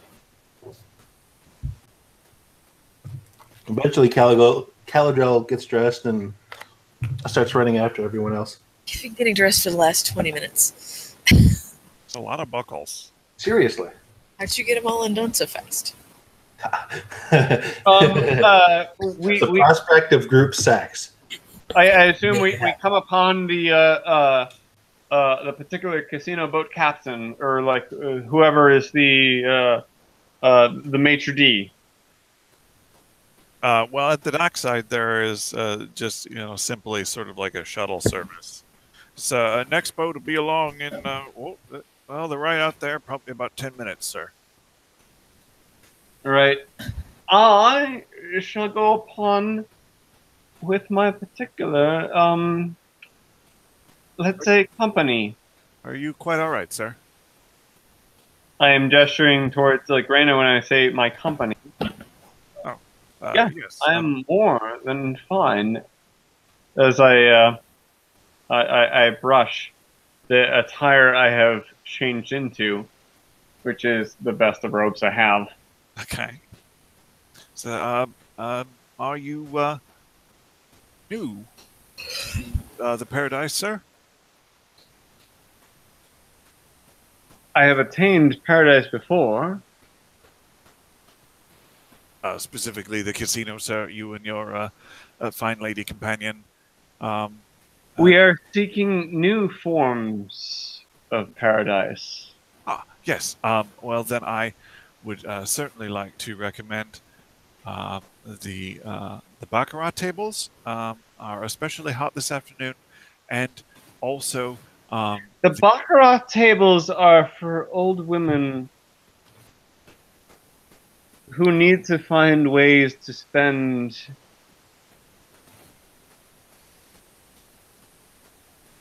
their inheritance. yes. Well, then perhaps the blackjack would be to your interest. Also, the lounge has a pretty good act this evening, and the bar is at half-price drinks. Who should I talk to about Until 5. real? Who should I talk to about real entertainment tonight? Real risks. Oh, larger wagers. Is what you're speaking to, sir? There you go, my lad. There you go. Yes. Well, you are going to want to get the attention of Mistress Lucretia, then. Once you get on board, she should be able to direct you to the games that are of your speed. Do you hear that, my love? Yes, Mistress Lucretia.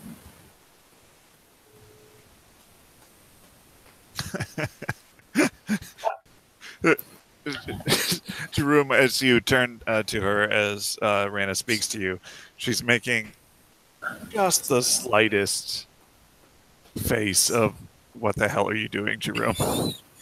You've seen it before, but usually it's in full display. Now it's just sort of peeking out at the corners.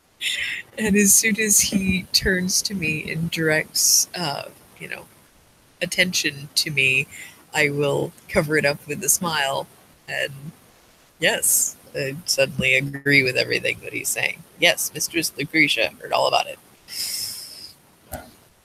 Totally nonchalant. And it perhaps Groom is feeling very full of himself. perhaps if you find that that you enjoy the entertainment that is available at the Paradise, that you might consider membership. Details certainly would be provided by Mistress Lucretia. I work the docks, but members do get discounts and extra chips as a stipend, which is nice. This Mistress Lucretia, is she the The proprietress, madam, of the paradise. wonderful? Madame is quite a high roller.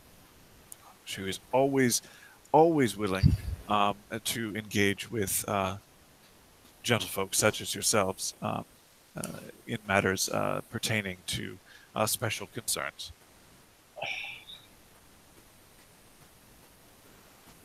Oh, here's the rowboat now. If you would please clear the gangway for the returning patrons, we shall have you seated and on your way in but a moment. Wonderful. Excuse me, goodness. People leaving the rowboat, coming back from the casino, or excitedly talking amongst themselves. There seem to be, at least a few of them, seem to be a party of folks that know each other that went as sort of a thing.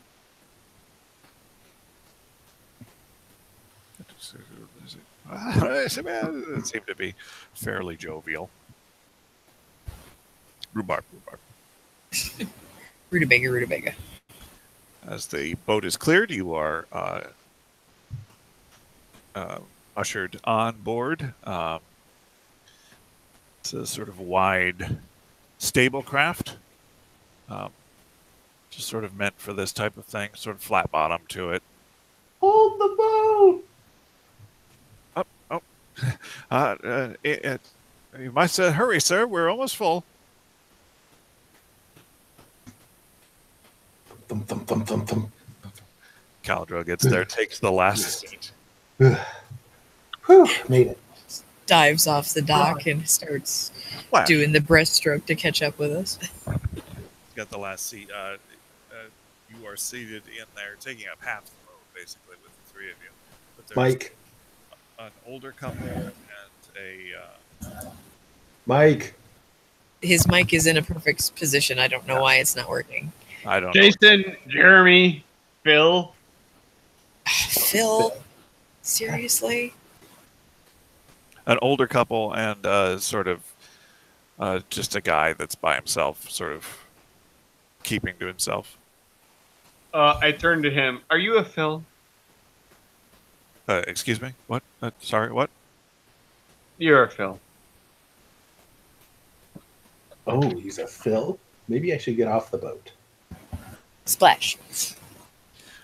Sit down, sir, please. You're rocking the boat. Thank you. Sit down, sit down, sit down. You're rocking the boat. Sit down, sit down. Don't rock the boat, baby. Kazog may drag you under by the... What? Never mind. What? Guys and dolls. Guys and dolls. Seriously. Yeah. I'm gonna cringe because I'm gonna get dice thrown at the back of my head again. No, my name's not Phil. Yeah. Just goes back to himself. He doesn't really want to talk to you, seems. The old lady from the old couple leans over.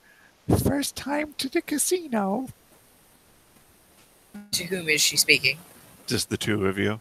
You're in opposing seats that are facing each other.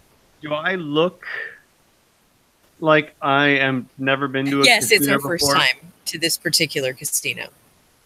Oh, And I will walk right over Jerome, who is trying to alienate these nice old people. her face, which was falling, brightens a little bit. It's a good night. They're having a special on drinks. She gets elbowed by her presumably husband.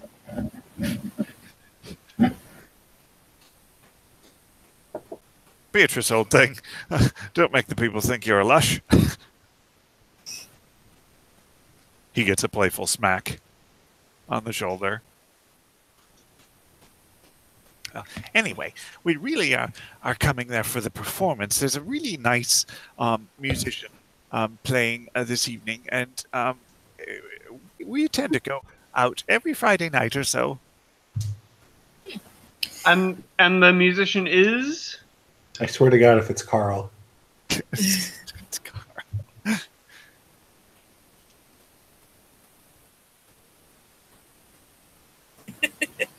Ch.3 is handling those kebabs like a champion.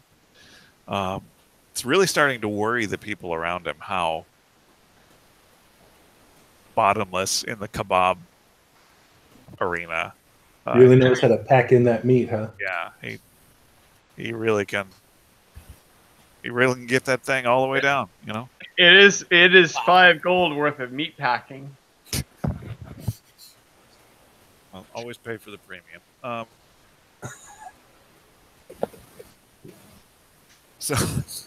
So yeah, it's Meredith Wilson, I think.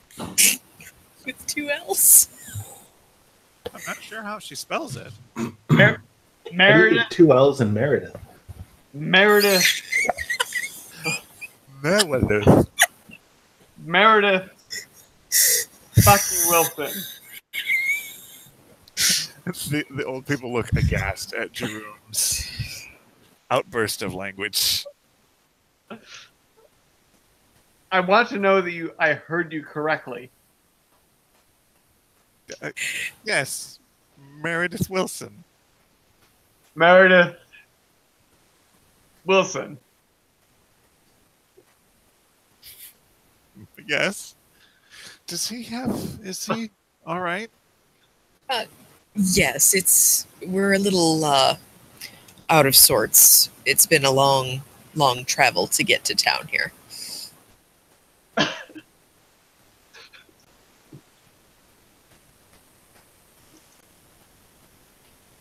Also, he's been out in the sun too long. Well, that's for damn sure. You should, No, You were no bargain in the shade. you should get a hat, young man. No, how exciting. I just been telling you. My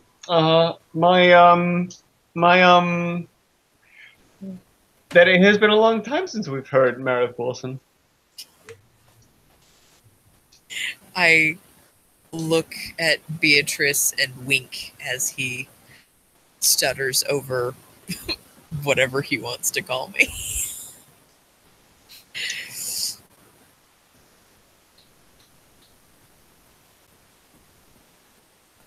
Spared no expense. I mean, pulling in talent like that is... Well, for Turtleback Ferry, I'm quite surprised, to be honest. I am infinitely surprised. So, is that Richard Kiley rowing the boat then? Yeah. That's the old man. Gotcha. Yeah, the old man is... Sit down, sit down, sit down. You're rocking the boat. Richard and Beatrice Kiley. Voice you are now hearing is Richard Kiley. Spared no expense.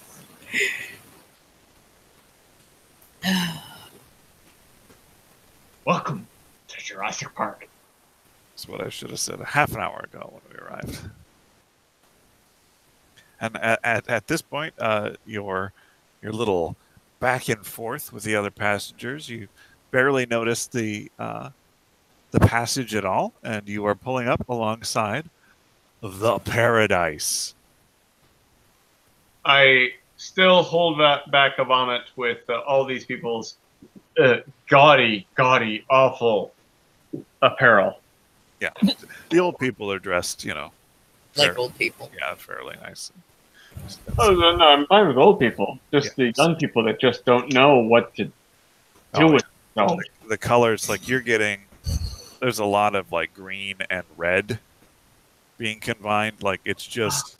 It's not fucking Christmas. Yeah, it's about the contrast, it seems, with these people. Like, they'll throw together things because it's shocking. I know Holly is gorgeous, but you're not. I elbow Jerome in the ribs. He's got to have a tender spot there by now for as many times as I've done it. But literally, draw less attention. Something might be broken. The noise of raucous partying and celebration is considerably louder, of course, now that you are on the promenade of the paradise itself. Imagine basically, to just picture it in your mind, a riverboat, a Mississippi riverboat, but without any of the engines or anything. It's just the structure itself. So you've got that promenade deck all around the outside and various rooms on the inside doing various things. You've got a little flat part up on top, which seems to be the stage area. There's a couple of levels. It's draped quite nicely in generally more pleasing color combinations than the people have been wearing. The people seem to be picking things simply for their expense and showiness. In some cases, with the styles, the way they're trending here, but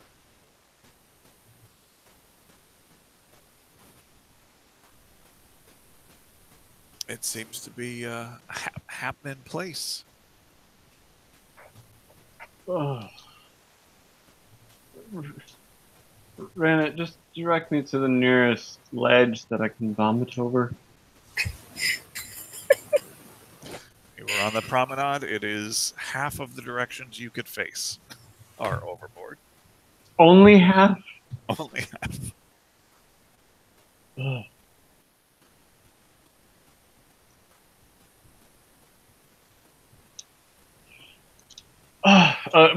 Okay, Raina. Yes.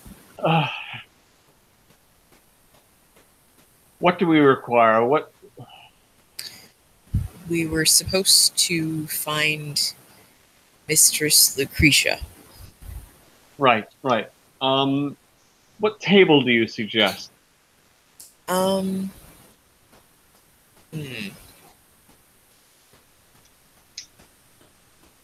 Well, let's see what our various options are. Knowledge local. Knowledge local for what do you discover? As far as who are the big influencers around here, Okay. where should I go? And I will also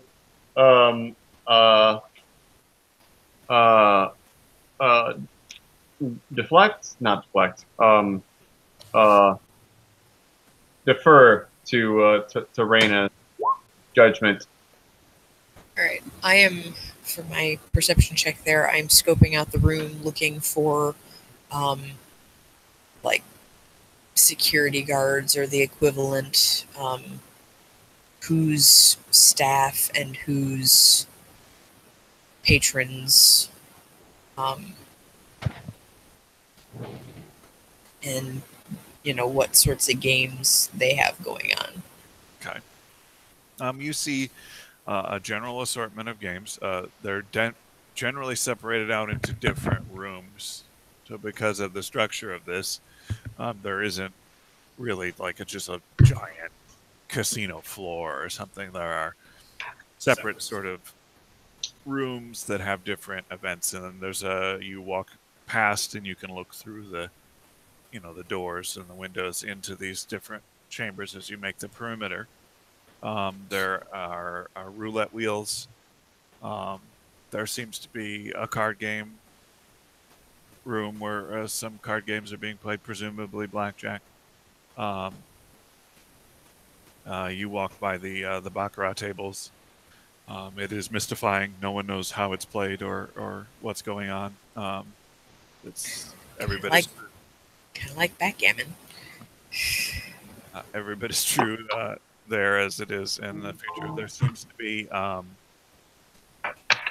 some sort of pit type scenario in one of the rooms. There's a lot of people shouting over the edge of a thing. You don't know what's going on down there necessarily, but people are waving around strips of paper and being very rowdy just there. You seem to have found the actual saloon. The people who are being rowdy and waving strips of paper, are there like cockfighting or rat races or what's going on? You can't see into the pit because people are all clustered around it from your position on the outside. Half of the people at some of the time seem to be very exuberant, and half of the people seem to be cringing, and that seems to swap back and forth periodically. So it's got to be a one-on-one situation. I'm going to assume it's a cockfight or something of that nature. You what? I would like to push through the crowd to the front. Of the pit type area? Yes. All right. Jerome, you are sensing motive for... The people that are around the pit. They seem to be invested in whatever is happening in the pit. Literally. Figuratively. Figuratively. They're figuratively looking directly in the physical pit. Yes. Figuratively. Caladril, when you get up there, there is... it's deeper than you thought. It seems to go down a deck in this room. There is a shirtless half-orc pummeling a very large gentleman. So, yes, a cockfight. Hey, Probably too late to get in on this, right? if there aren't actual Yes. out, then it's not a real fight. Yeah, this bets seem to be closed for this as they are engaged. They seem to have been pounding on each other for a while now. I mean, that one definitely looks like he's been pounding on the other one for quite a while.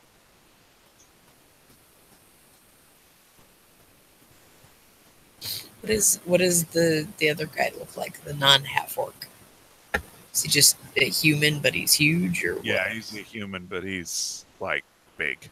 Been pounded on. You thought he might have been wearing a shirt, but it turns out it's just hair. That's gross. Gross, gross, gross. Raina, there are just some things you shouldn't see. I definitely agree. I leave the press of humanity and go out somewhere where I can breathe a little more easily. All right.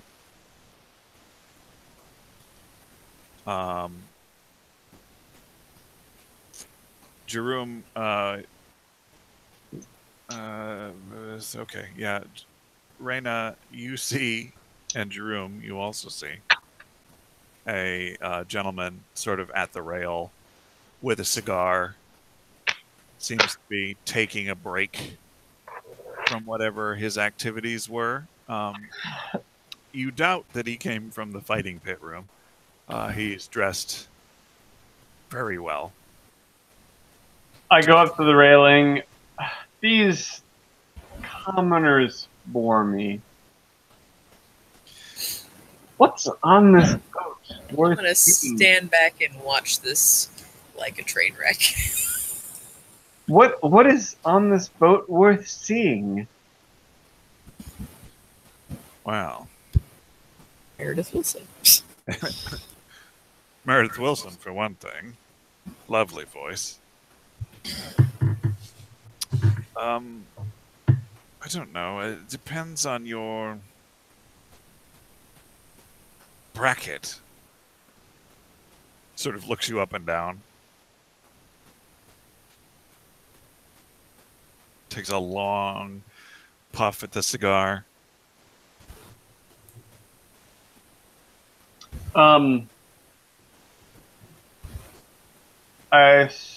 Okay, we're gonna play this out one sec. Sugige? It's nice to meet you, Mr. Sugige. No, I was gonna take a puff of a cigar I picked up along the way, which would require a fortitude save, but I'm trying to look for where that actually is. Should be under defenses. My name is Colville. I throw up at the taste of a cigar. Oh, God. What did I put in these things? No, I apologize. Right. Porter starts calling for crew assistance. I apologize. My fiance wants me to man up, to see something real, something genuine, something worth living for.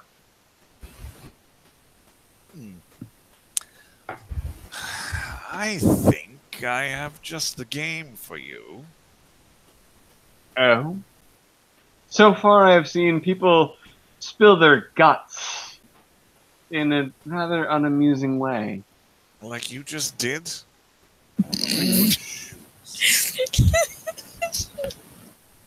Except spilling my guts this way is not killing me. Spilling my guts the way I've just seen might have just killed them. No. Well, there's no real sport in that. Look, I imagine you're I want to see a clean death. Something genuine, something with skill. Well, I don't know how clean it is. You see, that increases the stakes. Look, I shouldn't really be sharing this with new blood, so to speak. But you've made an impression on me, and I kind of want to see how you take to the game. I hope Raina heard that, because I sure didn't. What? I hope Raina heard that, because I sure didn't. He's saying he's having trouble understanding you. Oh. I shouldn't really mention this to new blood, sort of a members only lot. But I'd like to see how you take to the game, quite honestly. I mean, if it's an honest game, then I would quite be interested. It's all down to chance. A genuine chance, I think I'd be quite up for it. What do you think, my dear? I'm up for any type of entertainment. Standing around here on the deck not doing anything is frightfully dull. Well, the stakes are the highest. I find that makes for a heightened level of excitement. And of course, if you succeed, you could afford a new pair of shoes for me. I burst into laughter, getting his joke. Yes, quite. Perhaps it on the you might join me. It's on the lower deck, in the rear of the barge.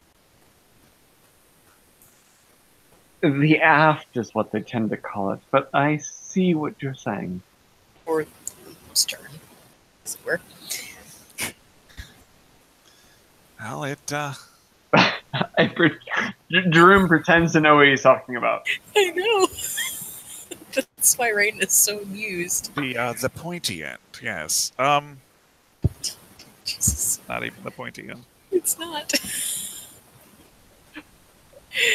But Jerome doesn't know that. And this guy knows he doesn't know that. Anyway, I suppose the both of you should follow me then, if you are interested. I direct Reyna with a knowing nod that I don't know at all. Mm-hmm. So you make your way down some gangways, some stairwells that lead to a lower level of the promenade, and you go in through a section of a saloon where there seems to be a lot of various drinks being served. And then there's a door, which, They're doing the hagfish challenge here. yes, they're definitely not doing that. Not at this particular bar, anyway. There's a door which the gentleman Colville knocks on, and he is met at the door by a fairly large individual, also dressed well, seems to work there, who looks at him, and Colville makes a move. The guy nods, and he says, these folks are with me. I think they are prospective members, perhaps. Certainly interested in a higher form of gambling than the rest of these people. Very well. And you are ushered into the back room of this area. What does the front room look like? The front room is the saloon. Okay. Through the door. And in the back, Who've been following us so far?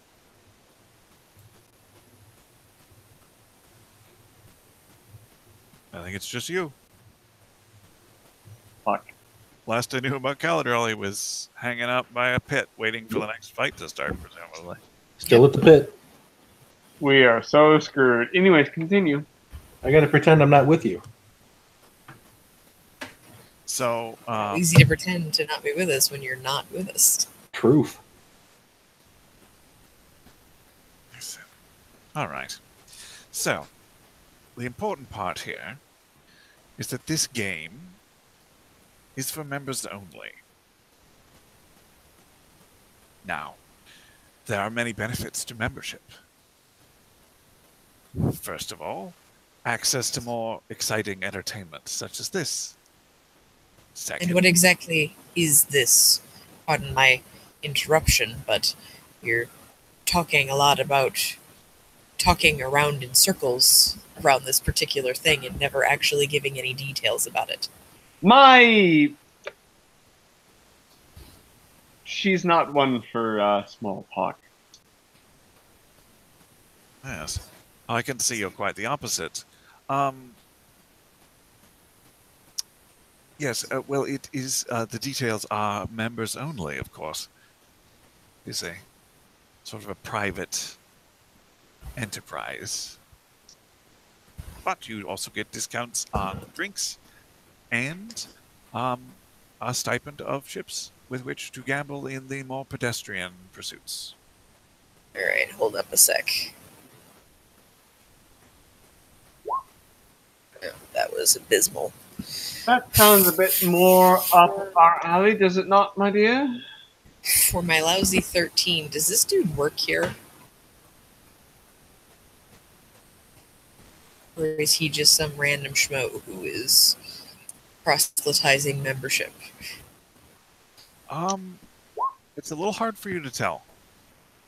I mean, he certainly seems to be accepted here. But he's not quite wearing the same thing that the guy that opened the door was. He doesn't have a name tag.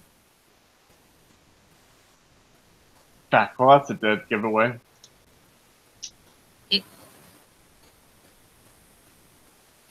Perception at the end of the room, Jerome, you see 6 nondescript flat black boxes with a small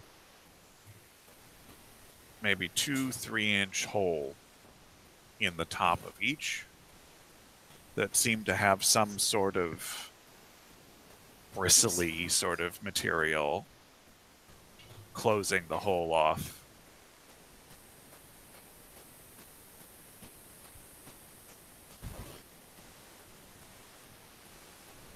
Membership, membership, What? membership is a prestigious item. It is a simple matter of receiving a members only mark and providing the membership fee, which is a very, very modest 10 gold piece.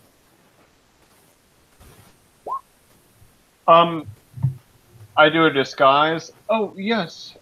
For the appropriate distinguishment, you may do so here. And here's the what specifically is the requirement of membership? Simply the fee, and that we be able to apply an identifying mark. Ah, now he said we. The So it disguise. does work here. The disguise that I just did is to present something that can be presented as an area to mark. Okay. Like here's my arm. Go ahead and tattoo it. Right. Fee wise, I will have to actually present the real fee. Okay. I don't know how you're simulating flesh here, but I'm really, really good with fabric all right. and tanning and leather. Which you suddenly do all at once right now at this moment. All right.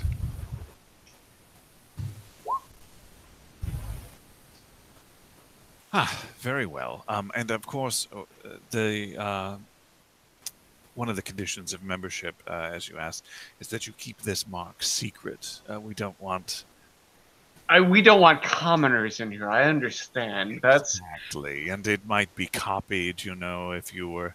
No. Those people don't belong here.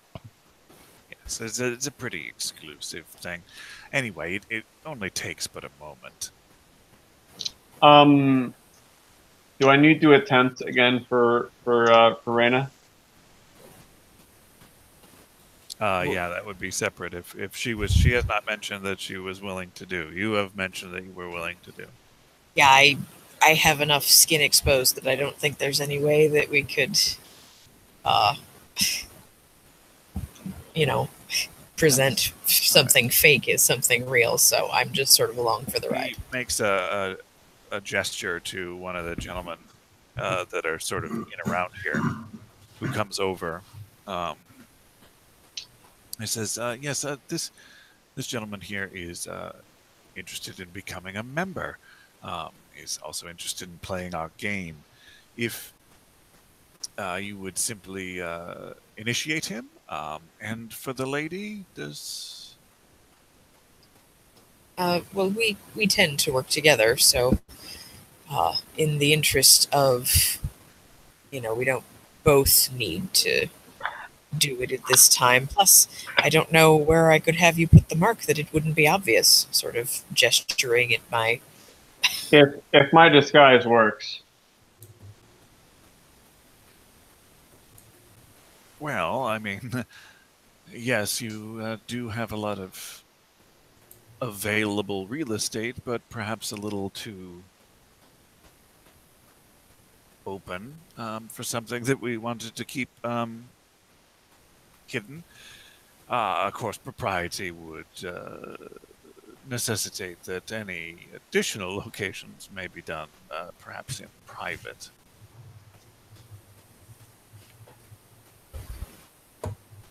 So he gestures and a like a lady in a sort of waitressy sort of looking thing comes over. Can you find the mistress? We need to arrange a more private membership initiation for the lady here, out of the prying eyes of the rest of the group. I think she would cause a bit of a scene. So Jerome did a disguise check for a 20 for some part of me. I guess he would slip a piece. This is a small piece of leather that is easily patterned against her complexion on her back shoulder blade, just under the brassiere. Okay. So he, puts his arm around me, I guess, and slides that into place. I suppose. I can do it. I can do any other check if you would like. Find the fact that you have all of these perfectly matched pieces of leather somewhat unbelievable. What would you like? I don't know.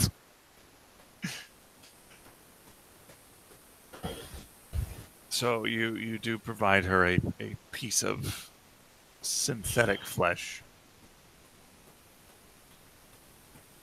tanned from God knows what. I mean, I recently made a banana hammock out of snake skin. Kid skin, made from real kids. Right? The lady comes in to work with you, Rena. Said, the mistress sent me down to deal with this. If you would just join me in the restroom over here, we can get you set up.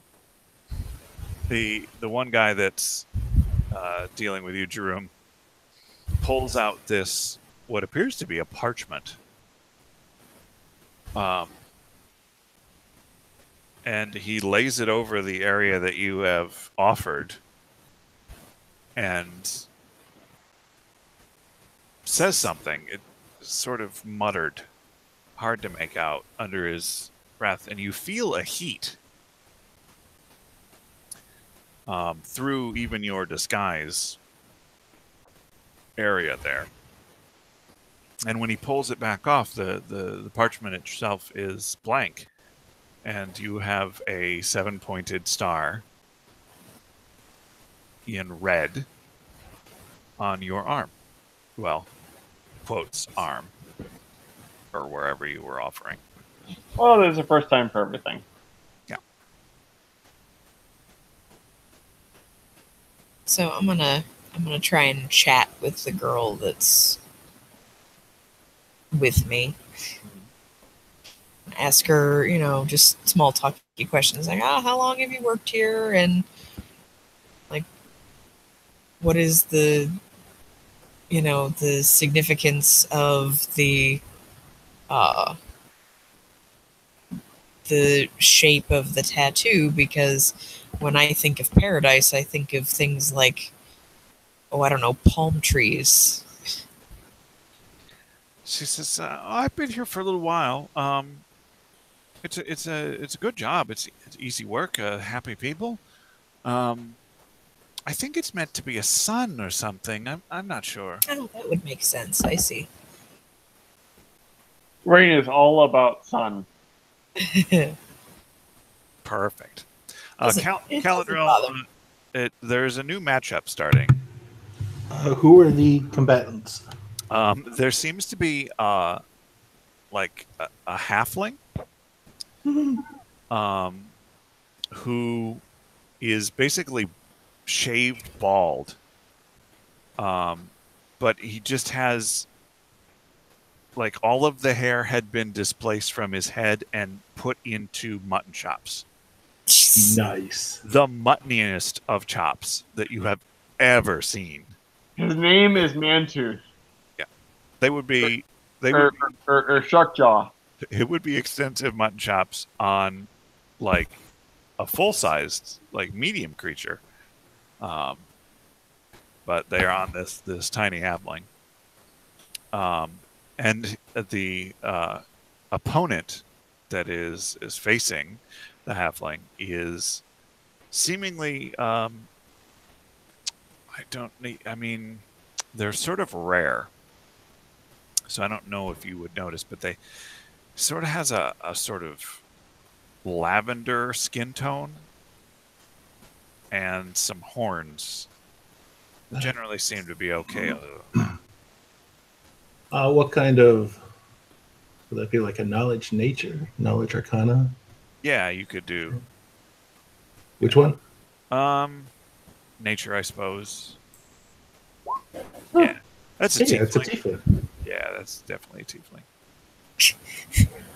They make decent alchemists. It's lavender. Tiefling versus halfling. Seems to be, It's the Fling Wars. yeah. Are they like shirtless like the other guys, or? The tiefling is wearing a loose shirt. Mm-hmm. The halfling is like naked to the waist with essentially knickerbockers.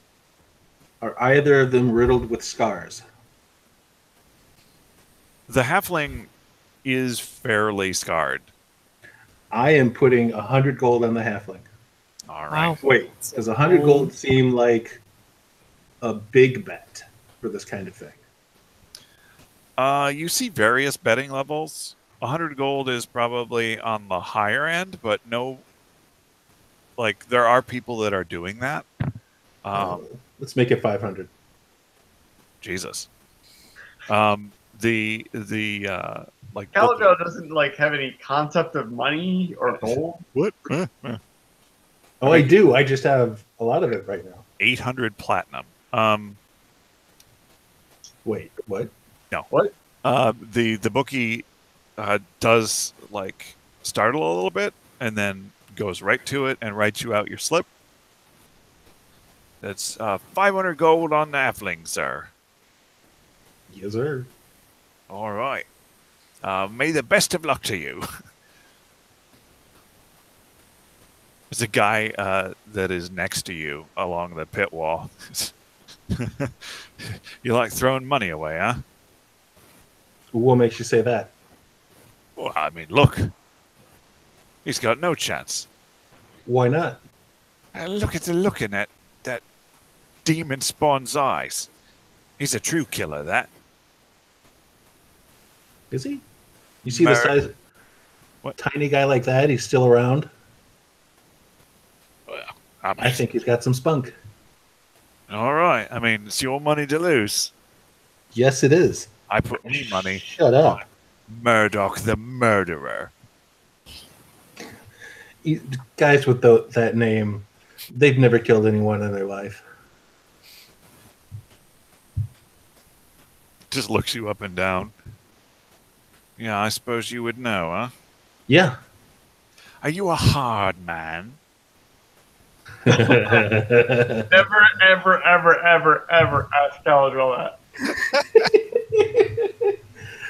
The hardest. Which I assume you get right in his ear to breathily say. Yes. And then I just stare. Real hard. I am a bit thirsty. I'm going to go get a drink now that my bet is placed. I was going to roll Intimidate, but I guess I don't need to. And he leaves.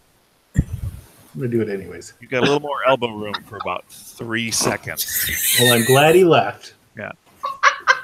A little more elbow room for about 3 seconds until the crush of the crowd takes your 5 intimidate into account and like basically sandwiches you.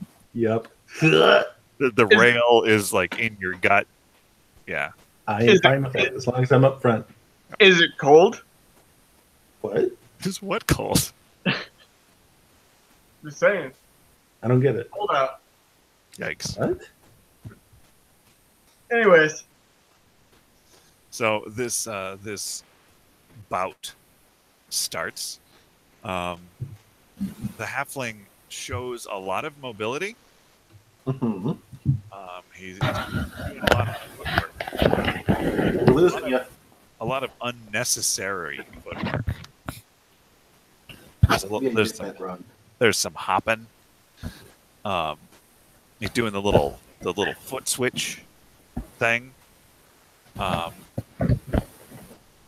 he seems to have had some sort of like sunflower seeds or something that he was eating, waiting for this bout.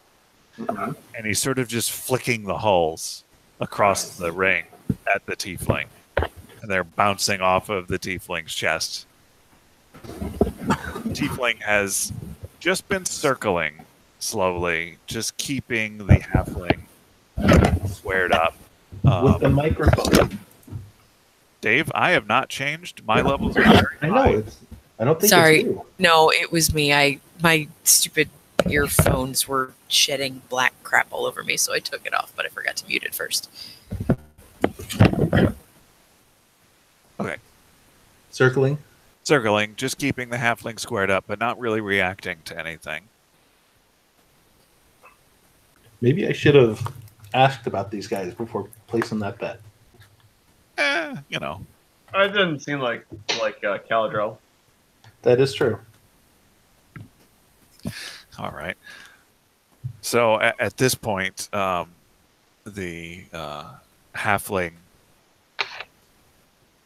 like goes in for a charge, gets like fairly low.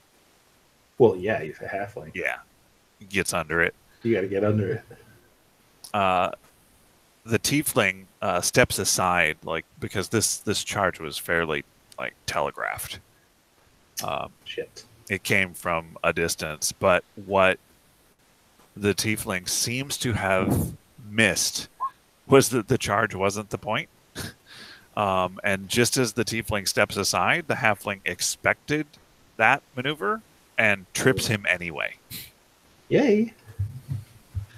The tiefling is now prone, and the halfling is on top of him, just rabbit punching his kidneys area.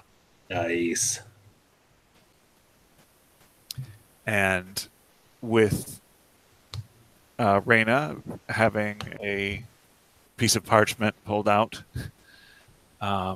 we said on the shoulder then. It's on the shoulder. Under this piece of leather.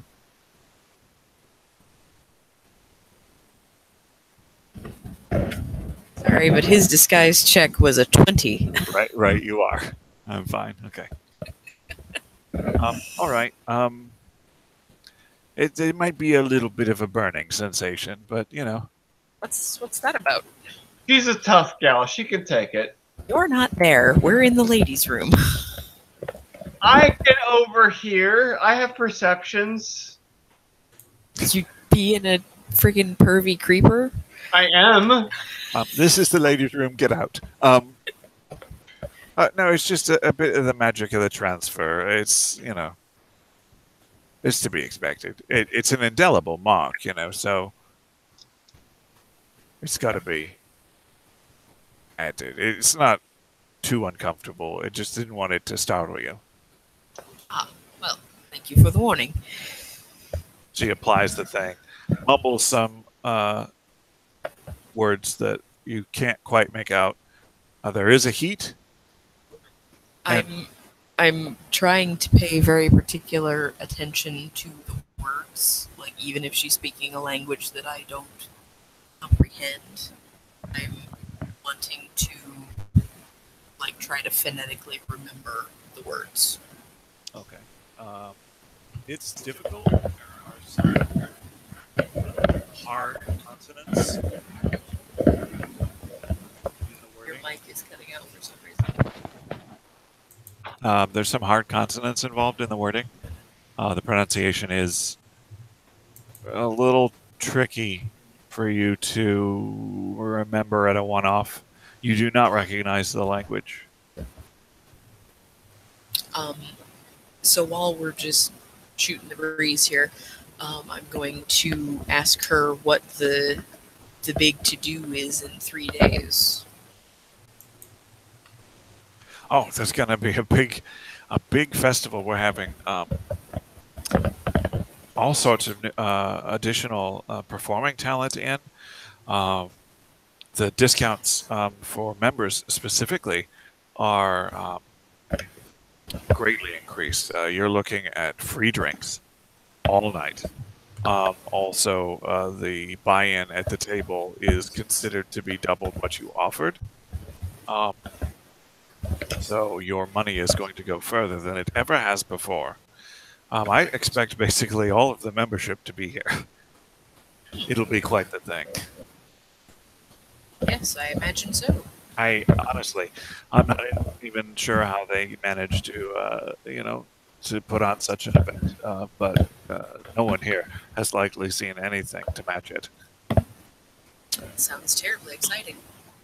You are entirely unhearable because you're holding the mic down here.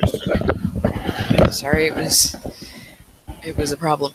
I said how terribly exciting. Yes, I'm fairly excited. And with that, I will call the session here with Thank God. both Jerome and Reyna being quote-unquote marked as casino members. Without actually being marked. Yes. With a halfling and tiefling battle royale seemingly going in Caladrel's favor. For the notes. Perfect. And Ch.3 absolutely stuffed to the gills with kebab aplenty. Babs. Bibs. I mean, when in Chinatown, Get the kebabs? the dim sum, really. Then some dim sum. Dim sum on a stick. Oh God, it's so good. It's so good. Good night, ladies and gentlemen. Oh, I say good night, ladies and gentlemen. I don't know when you're watching this, people who aren't watching this. Thank you for watching this. And Worst outro ever. join us next time when we find out what the game for members only is, and is this halfling really as scrappy as he appears?